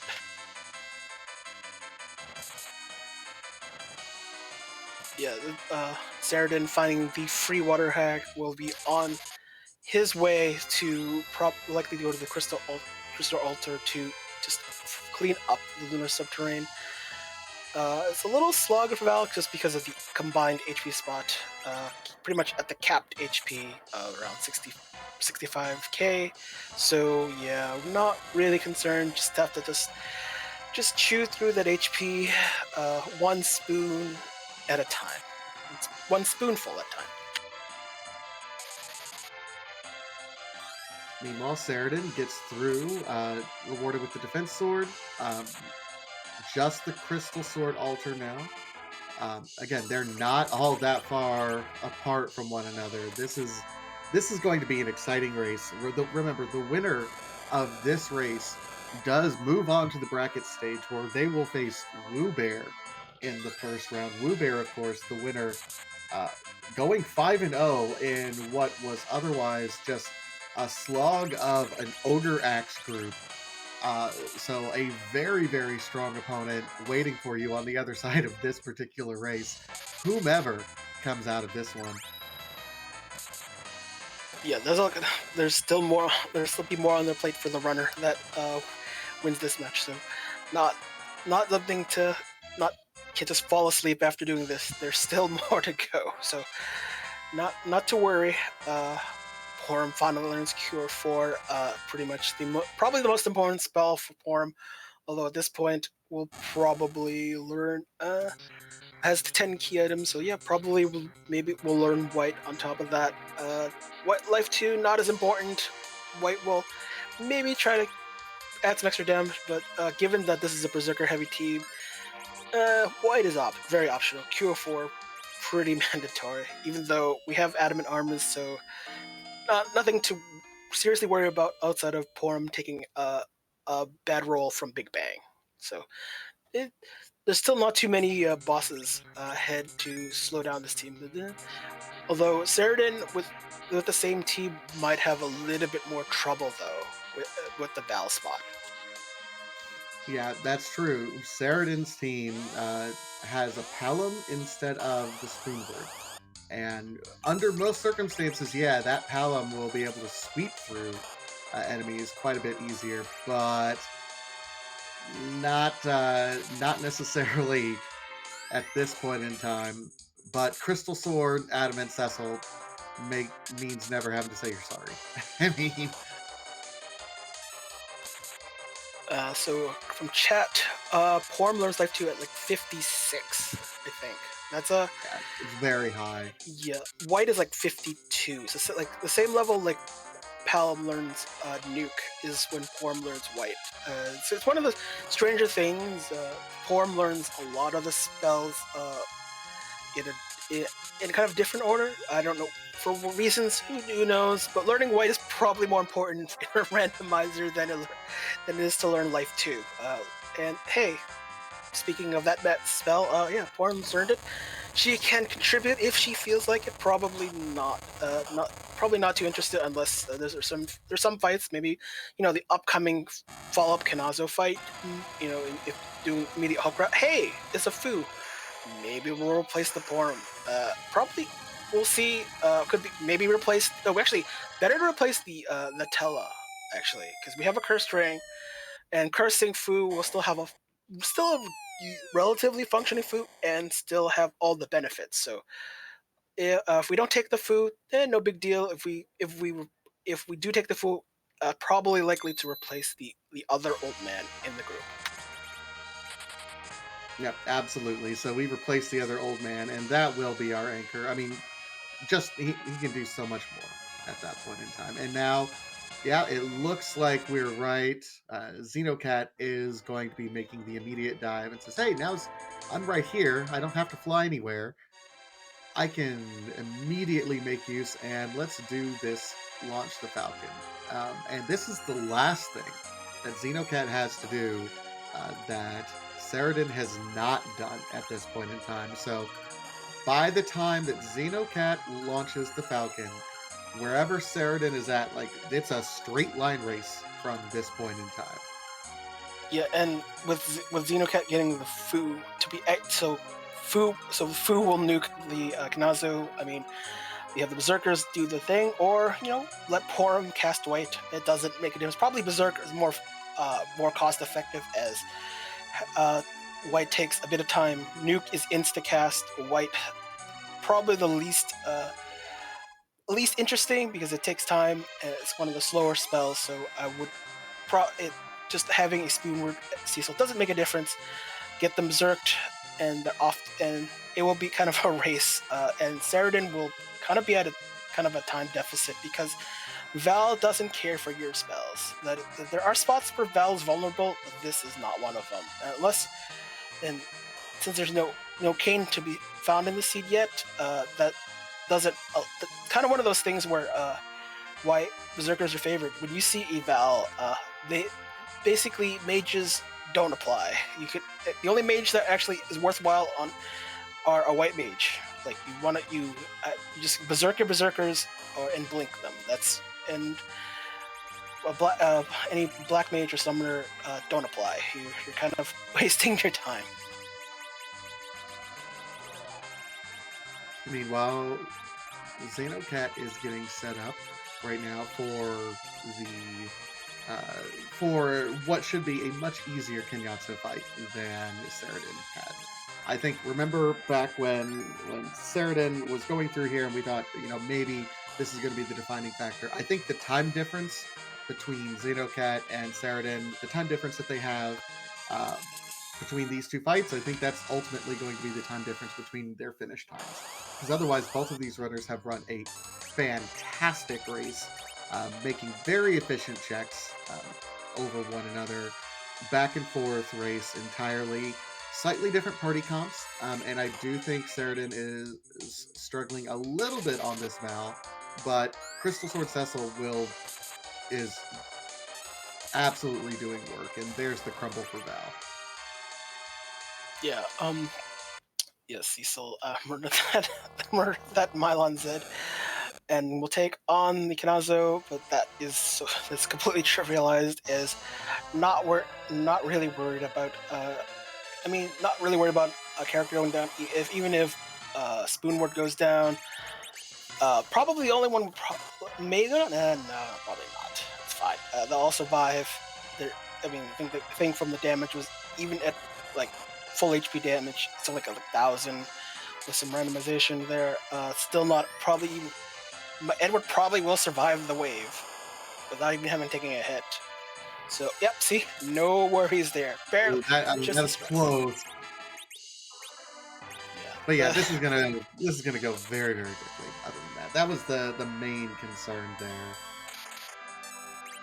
I mean, if Spoonward wanted to live, Cecil will pick up the slack. No big deal. Fu would nuke King Hazo, and that would be the end, be the end of the story. It's no worries there. Think so. Yeah, that might. Sometimes just kind of thinking about characters. Having that Val kind of hampering Palom from being useful. Sometimes when you pick up a character, sometimes you kind of factor in some of the later bosses that might show up and slow you down. At this point, we've kind of finalized the parties. And it's like this, you know who you're gonna go with for the Z fight. But it's like one of those kinds of thinking. Like Xenocat made the really interesting strategic play to say, "Hey, Spoonward, you're not worried about Val, right?" And that's probably the only difference between parties is when that Val, if or when that Val shows up, Spoonward would overcome things Palom wouldn't be able to. So if it turns out that this fight is close, that could be just the basic difference between the finishes between these two runners. Well, and another kind of bad news on Saradin's side, both Palom and Porum were taking deaths there at the final fight there, so did not get all that experience, which means they're a little bit underleveled right now. Meanwhile, we're launching the Falcon at the same time that we're getting out. This is an incredibly close race. Both runners are very, very close to one another. Xenocat, I think, with the advantage just because everything is routing right next to each other for them. Meanwhile, Saradin just had to fly over right now to turn in the pan. So this is now a straight line race with Xenocat just screams ahead of Saradin at this point. It is that close. Yes, an actual foot race right now at this very moment. Hoping for the Legend Sword to be behind Pan at the spot. That would be nice, but not everything is guaranteed to happen nicely. We'll see what the key item is, and it is. Wait, hold on. Yep. Now we can do Forge. Well, and both runners are going to be doing the Forge while they're still underground. This makes the most routing sense, and I think that's a blessing for Xenocat as well. Crystal Sword, Adamant, Cecil has been doing a lot of work for Saradin. And at this point in time, the real trick has been, Cecil not doing quite as much damage. That Crystal Sword, Adamant, Cecil has been doing more damage, realistically, than Adamant Spoonward with an Adamant Defense Sword at this point in time. So getting X-Gal is going to be a major damage increase for Xenocat. I think Xenocat also just picked up, was that a bunch of Bacchus wines?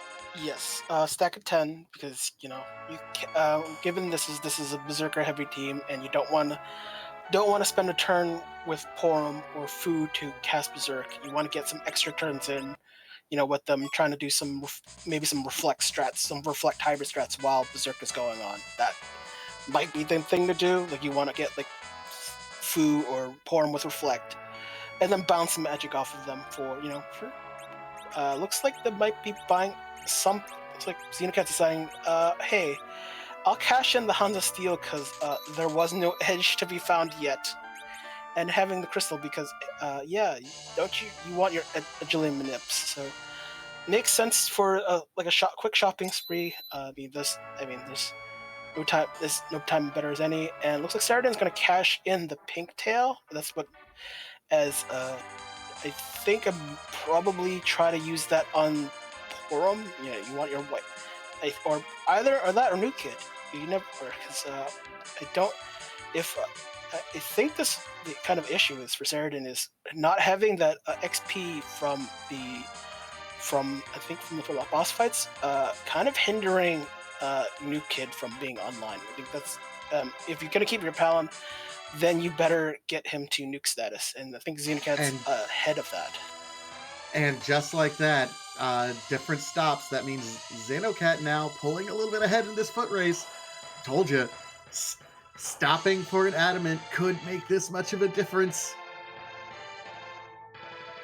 Let's see what this is. It's probably Luca Key. If it isn't, Earth Crystal. So, Oh no.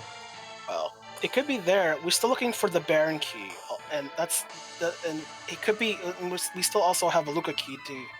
It could be like something to Luca Key to Baron Key. We don't know. We don't know that. But from a routing perspective, looks like to do. We're gonna get some music, followed by a Zot check, depending on what the Twin Harp.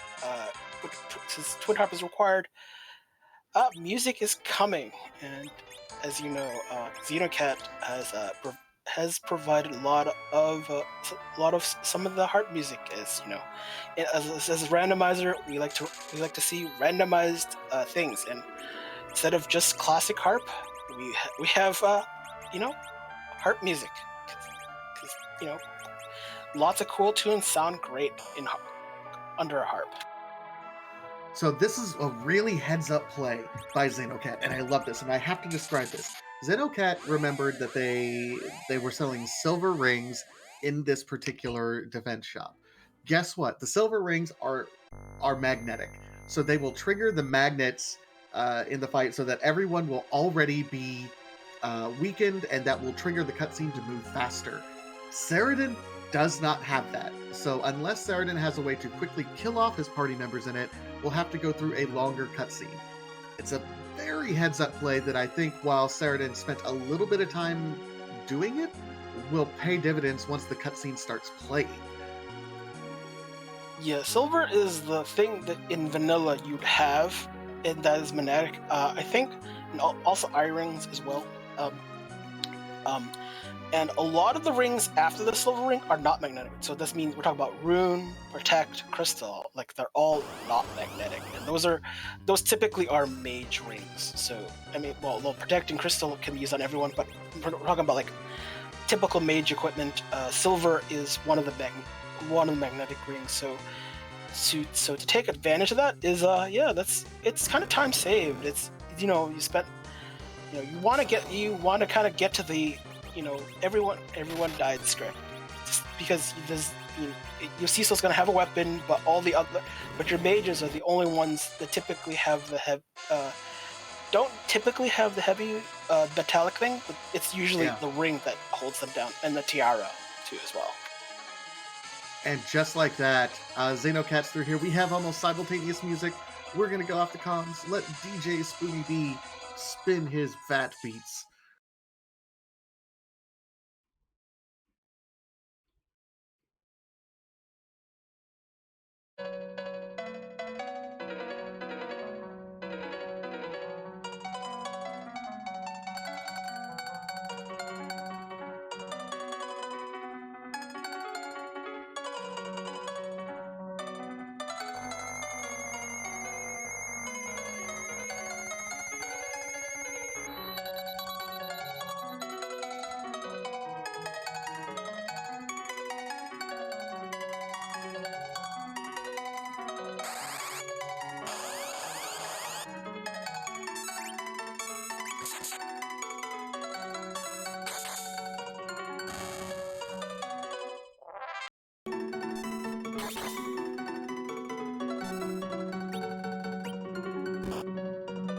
I mean, I could have kept jamming out to that song for a while, but the party had different decisions. We find just a package, so now we are forced to go through that Earth Crystal check now. Straight line race. Oh boy. Yeah, I mean, it was bound to happen. I mean, you can't expect everything to lay in your lap. Pretty good chance it's going. It might just be it could be the Luca key there, which is also possible. If it doesn't, it could be somewhere else. But for now, It's certainly it could be the Luca key, it could be the Baron key. And if we want a longer race, it's going to be the Luca key, which would lead into the Baron key. We'll see. We'll get the Baron key. So we'll see what's on the tower. There really isn't much left that will slow any them down. There's still some free bosses, but every boss looks pretty free when you're at this stage of the game. Absolutely. I'm trying to rack my brain because Saradin has a better party when it comes to dishing out magic damage and sweeping kind of damage. Xenocat has a more melee-centric party built up at this point in time, although capable of doing sweeping magic damage. So I'm kind of having a difficult time thinking what could possibly slow Xenocat down to the point where Saradin catches up at this point, because they're both running. It's a foot race at this point. There's going to be no route divergence from this point forward for either of them. They're just going to be following in each other's footsteps. I say that, and watch, we're going to get like immediate route divergence right away. There shouldn't be too much route divergence left. We're almost going to do like 20 out of 28 objectives. More realistically, we'll probably do 26, 27, depending on where the KMs will lay. There's also a possibility. You might get the Baron key, and then like they go directly to the basement spot. Get the Baron. Assuming you got the Baron key.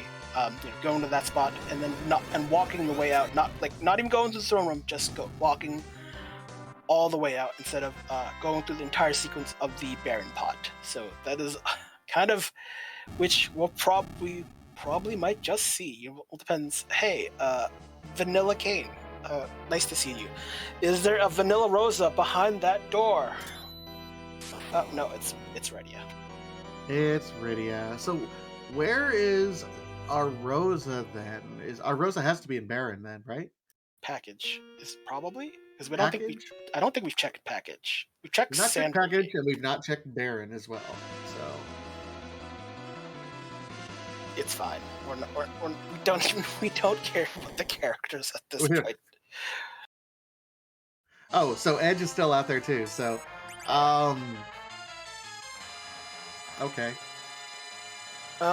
They'll be somewhere, and they're not going to be picked up, so no worries there. Plague will count down to its own death because we're already at power overwhelming. So, yep, you can keep counting, Plague. We'll get down to 00 someday.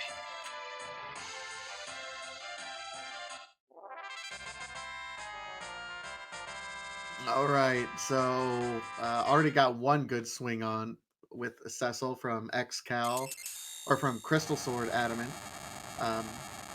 It's going to be so close. These two runners, this is one of the closest races I've been a part of in this tournament so far. We have had some fantastic races so far.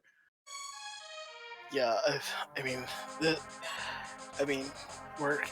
there is Luca key. So time for a small excursion. We know we have to defeat the boss because we know it's gating the Baron key. That is the only thing that is there. So, hooray! More fights to be had. Really, I mean, when you have when you do the Lunar Subterrane sweep and you still have key items left, sometimes seeds kind of devolve into just doing the same thing at the very last moment. And I want to comment on something that Chad is talking about right now. Berserk Now, I'm calling you out because I think this is true. Spoonward winning a race is something else, because I think, especially after we've gotten past the lunar bosses, Xenocat's reliance on a more melee-centric party with Spoonward and Cecil, now that Cecil has the X-Cal, I think is making the fights last quite a bit shorter than Saradin's party using more casters at this point. I do think it's making up just seconds here and there, but how wild is it that Spoonward is winning a race? he was the hero early this seed. For Xeno, like Xeno just used bar strats. The hide strats are, kind of a niche thing. But then again, there are bosses. I mean, the most rudest spots that contain nothing gave Xenocat the quickest of times. Where Saradin had a few little struggles because did not use any. But there was no bard, there was no hide. It was trying to kind of brute force your way, and usually, and with a mage centric team, it's not as not something you kind of want to tinker with when you can do it kind of trying. I mean, using all the kind of the tools that you have. Edward was the kind of like a speed pass. Just hide and you'll solve most of your problems with those two fights that required hide. I also feel the need to sing the Ice Cream Man song because we have had so much vanilla. Oh my goodness, Evil Wall here. So yeah, I think we had like what 4 or 5 scoops. I almost thought the seed was rolled by Vanilla Man. The guy. There's so much vanilla that I could have went to the store, got some ice cream, and thought I was playing one of those vanilla seeds. I mean, I could still do that. See, I was going with the David Lee Roth reference. Cause I'm the ice cream man, stopping with a passing by. Oh yeah! No, yeah. no one. Am I old? Okay, I'm old. It's okay. Yeah, and warp is on the table, but it has to be cannot be used on the lowest because then you'd be able to avoid the evil wall, which can't have that happening. And exit is disabled because you couldn't do that in vanilla anyways. So you had to walk your way out and trigger the betrayal tile, which is removed with a randomizer because there are no characters leaving, but at least it probably won't happen. It's fine. Just let Fu do most of the work. You can walk some of it. There are some strats where you can walk a little bit on your own, conserve some MP, even though you don't need to, but could save a few frames, few seconds. There, I think you need like a minimum of like 3 warps with some walking, and that's about it. So now to Baron, and we're probably gonna just do a straight walk to basement and call it a siege for at least for a bit. I mean, it's still a Z fight, but just for the terms of doing the objectives, that is what's left on the table. Well, and here's kind of the interesting question in that we have to do the Baron basement, and I've seen a lot of theory crafting in the community over which is faster, doing the boss and going through the cutscene to immediately exit out, or warping and walking back through the watery pass. And I think this is the first time I've ever seen a seed where that question is put into practice right now. I think the answer is faster. Yeah. I think the answer is walking, but I don't know. I'm the kind of guy that just wants to just blow up the regular boss, at the Kanazo spot, and just walk and go out that way. But there aren't actually there aren't any bosses to knowledge that was gonna actually someone like not like a Golbez, like he's done. Dr. Dialogue is gone. A lot of the bosses that would normally hold you up are off the table. So if for whatever reason decided to just kind of blow up blow up the main door, blow up Kanazo's spot, there aren't any bosses to stop that. So yeah, but there's still the kind of the vanilla walk does, and the the cutscenes do take some time. So I think the walk is going to happen though. The direct walkout is. I think that's the most efficient. Even though I'm more scenic. I just want to blow up some boss to get my way out. But that's just me.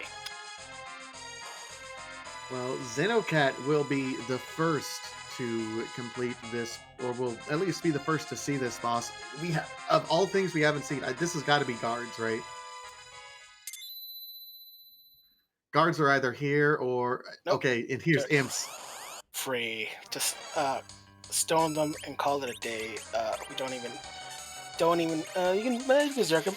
Either way, they're not too long for this world. You're just waiting for decent amount of damage. Don't even care if the food takes a nap. It doesn't matter. Stone is the magic of choice, especially if Fu is in the middle slot, so good accuracy. Won't be perfect because no, I don't think Stone ever becomes perfect.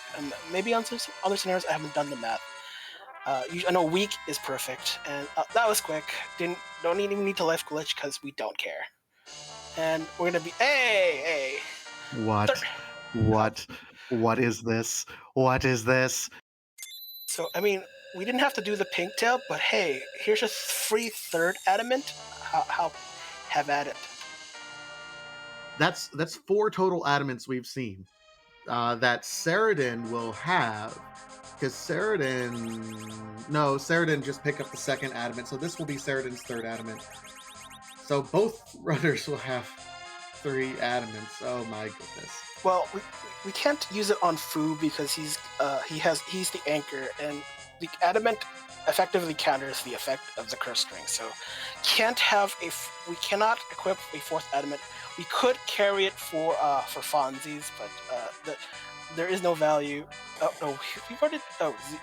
Xeno's realized have to go all the way out, the long way. Oops, can't go to the front door. And that little 10 seconds of time, it is going to matter. Yeah, it's one of those. Oh yeah. This is why I just prefer to blow up the front door. Just go at the Kinaza spot, then let everything be automated. But that's okay. We're rocking out. Warp doesn't even. I don't think even warp even works. In this area, which is interesting. I mean, exit won't work. It hasn't worked, and it won't ever work. So, yes, warp and exit protected layer. Yeah, don't. Yeah, that's why walking it out is a thing. We don't realizing. I don't want what's ever at the Kazano spot. The pot. If it's another adamant, I still don't want it. Ooh, Swagabo trip to Troya. That's the ticket. I like it. I mean, at this point in time, you have to do something, and I think this is technically a little bit faster. Yeah, I mean, there's a few transitions, but it's a little bit faster because I don't exactly remember why. I just remember Black Jaguar flying is pretty fast. It just I don't know what it is, but anyways, not to belabor the point. I see some flags. I guess it's time to go to bed this early. I guess I mean Yeah. I am kind of tired. I mean, you're not wrong in that clearly it's late and we're all ready for a nap. However, that's not why we're here. Z flags, because we are a randomizer community and we love to randomize things. However, randomizing Zeromus into the normal boss pool would not do. He has some funky mechanics that really means he has to stay here. But what we can do is randomize his true colors when you use the crystal. There's easily more than 500 different sprites that will show up, or that could show up when you use the crystal. So the question that the chat likes to ask is, whose butt are we gonna kick tonight? Does it even have a butt? How many butts does it have? How is butt? And the newfangled thing. Does it have a hat? You know, Z having so many things to cosplay, has so many costumes. It's very enjoyable. So let's see what form Z takes after this change.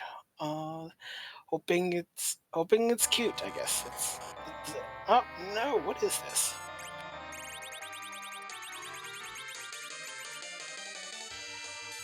Have Mordis? I'm gonna need some help, chat. I have no idea. It kind of looks like an elf with ears. Willow, okay. Oh, okay. Okay. Not familiar, but all sprites are at least are pretty because I like pretty things. You know, Z has its own form and it's still pretty too. So nothing wrong with this. And Xenocat's going for full Zerk. This Porum is gonna bonk. Ooh, okay.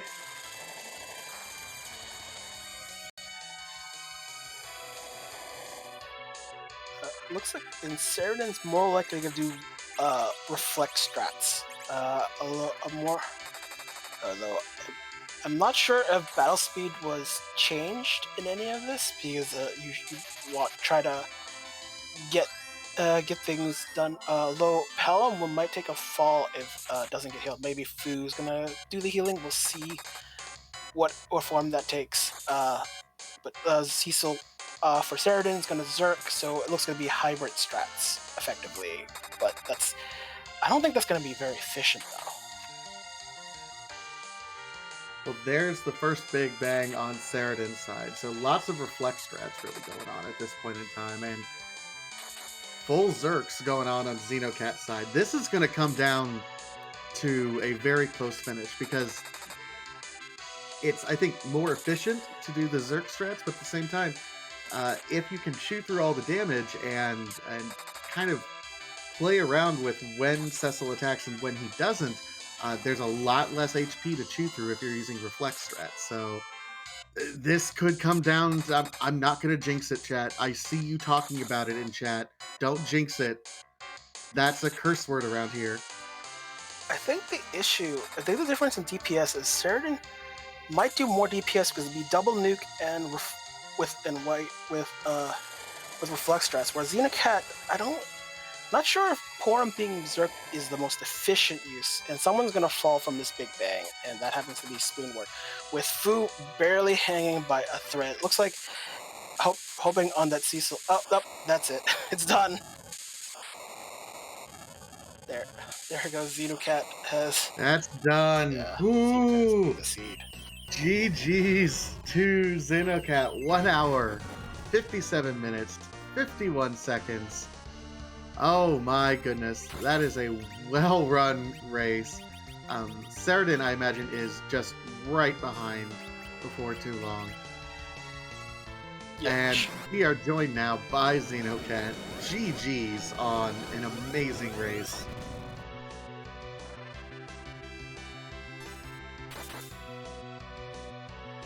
GG's against Xenocat. Still waiting to hear.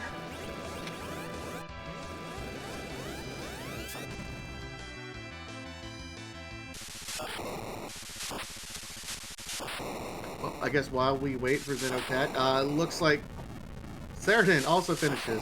1 hour, 58 minutes, 48 seconds, so less than a minute behind. Whew, very, very, very close race. All things said, if less than a minute. This was an amazing race start to finish, but Xenocat will be our winner of this race, moving on to bracket stages to face Woo Bear in the first round of the bracket tournament. We'll see if both of our runners are able to get in here to chat with us for this race. Hello. Hello. Hey, there you are. Yeah. Oh goodness.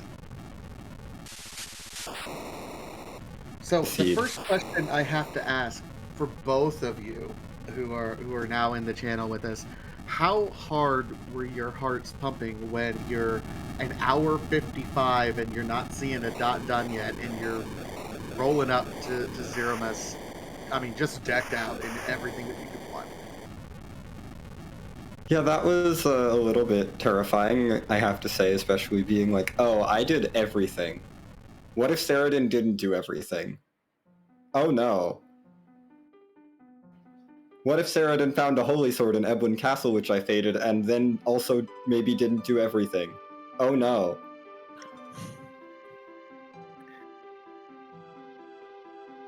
Yeah, that was definitely a scary feeling. The seed was super trolly, though. Everything was behind that Mist Dragon. It wasn't Yeah, at least wasn't a Demas hunt. So yeah. I mean, it wasn't, but did everything have to be gated by Demist at the Ribbon Room? Really? The answer is yes. Yes, the answer is absolutely yes, it had to be. I just want to point out, by the way, because there were 4 total adamants in this seed. There was, I think, Xenocat, you got the adamant from the hairdryer's chest, but then didn't turn in the pink tail. And yeah, why Saradin would I waste time turning in a pink tail for an adamant that doesn't matter? It was, at that point in time, it was like you had 3, so you're like, well, I don't need any. I had 2 at that point, and so I was like, well, I have one on Edward, who really needs it. I have one on Cecil, who will like it. I have a heron robe or a white shirt for Porum, so like, if I'm using Caster Porum, a white shirt's good enough. If I'm using Zerker Porum, a heron robe is good enough. I don't care about a 3rd adamant armor. And then the seed said, here you go, here's an adamant armor with your crystal, and I was like, well, if you're gonna hand it to me, I guess I'll equip it.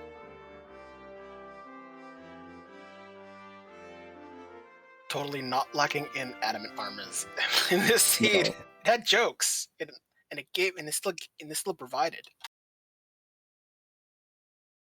Yeah, the 2 of you ran kind of different routes through everything. You ended up both checking everything, and as soon as you were both up on the moon, it became a very straight line race.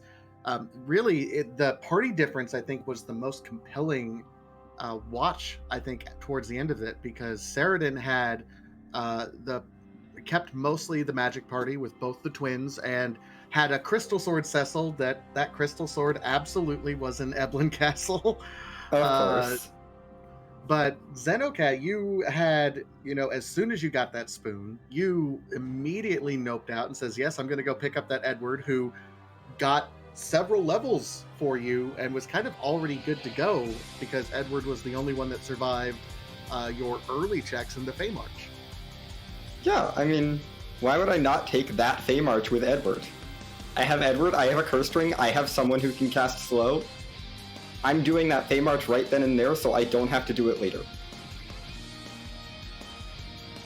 Yeah, and I think that kind of turned into time gained. I think Saradin, you had to deal with it differently with eating both spoon words in that seed.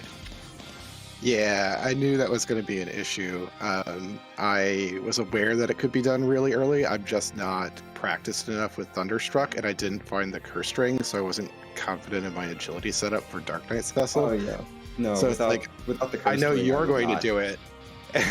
I know you're going to do it, which means I feel like I need to do it when I'm back down there. And if I had faded that, then that might have been enough time.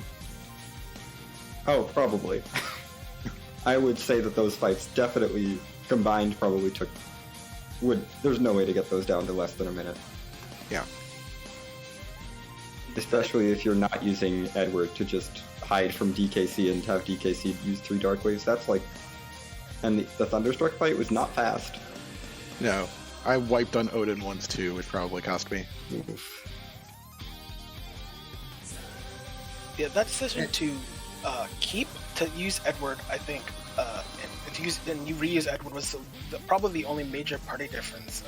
Xenocat, you kept, since you used your Edward earlier to gain some levels, and then you took him back once you get the spoon. And Saradin, I think you kept the Palom that you picked up from Eblan Cave, which I think that kind of ate some time during the Val fight during the Giant. A little bit, yeah. Yeah, I could see how that would happen. I mean, the reason I went back for Edward, I would probably not have noped all the way back out of the moon, or out of the Cave Bahamut check, and gone back to Mysidia for Edward if I had had anything, like, good for Cecil. But I was not about to do a full Lunar Subterrane clear with a Poison Axe Cecil. No thank you. Yeah, I saw seeing the damage from the Cecil in the misfight. That was those are miserable points of damage. So Yep. yeah, Yeah. I completely understood that. Like, Yeah, no, I cannot do an LST with him as my primary Zerker.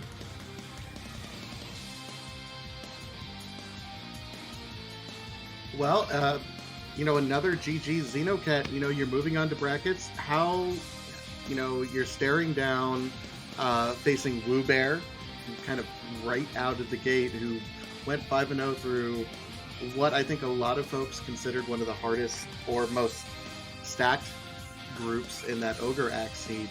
How much practice have you gotten? How hyped are you for the brackets? I've done a few seeds. I feel like I'm okay-ish at brackets flags. The one thing that I am very skilled at in this randomizer is doing a lot with very little. And the brackets flags give you very little. So I think that plays a little bit to my advantage. However, Woo Bear is a very good runner, so we'll see how it goes. I have already accomplished my goal as far as this tournament goes. My goal is to just make it to the brackets. Anything that happens there is bonus.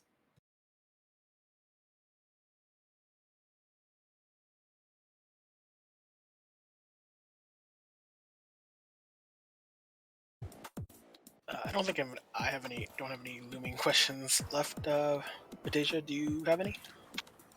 I guess I also just want to give one last opportunity, Saradin, kind of your closing thoughts. This is, you had a fantastic run through the groups. 4-1 is absolutely better than I think the vast majority of us who ran it. Unfortunately, this is the last tournament race. Kind of your thoughts in closing out the tournament right now. I think it's been a lot of fun. I think the group structure was really neat, and I'm happy to have been a part of it. And looking forward to seeing what happens in the bracket stage, see who comes out on top. Awesome. Well, one last shout out to both of our runners, Saradin and Xenocat. Make sure you give them a follow here on Twitch. Easiest way to support our runners. Also, let's also give a shout out to our broadcast team. S Grunt for the restream, who, of course, doing and rolling this fantastic seed that I'm sure everyone wants to burn their hard drives for as soon as going 28-28. Also, Dubword 47 for the tracking behind the scenes, and of course, my co-commentator Deathlike as well. Yeah, that was a lot of fun. And as for where we're going next, I think we're going to someone else's stream. There's another race. There's still another race tonight. Later, the guy had in about less than an hour from now at 10 p.m. Eastern. It's Klopfer versus Mike, and we're going to D-Rust. Waffle Soup, sorry. Yeah, we're going to Waffle Soup, who's doing a D-Rust seed, trying to shake things loose there. So, all right, have a great rest of the night, everyone, and we'll see you at the next race here in about 40 minutes. See you later. Yep. See you all next seed, and do not spoil this seed or any of the races today. Let runners watch the seeds when they get the chance. So don't spoil for them. Let them rewatch the VOD when they get the chance.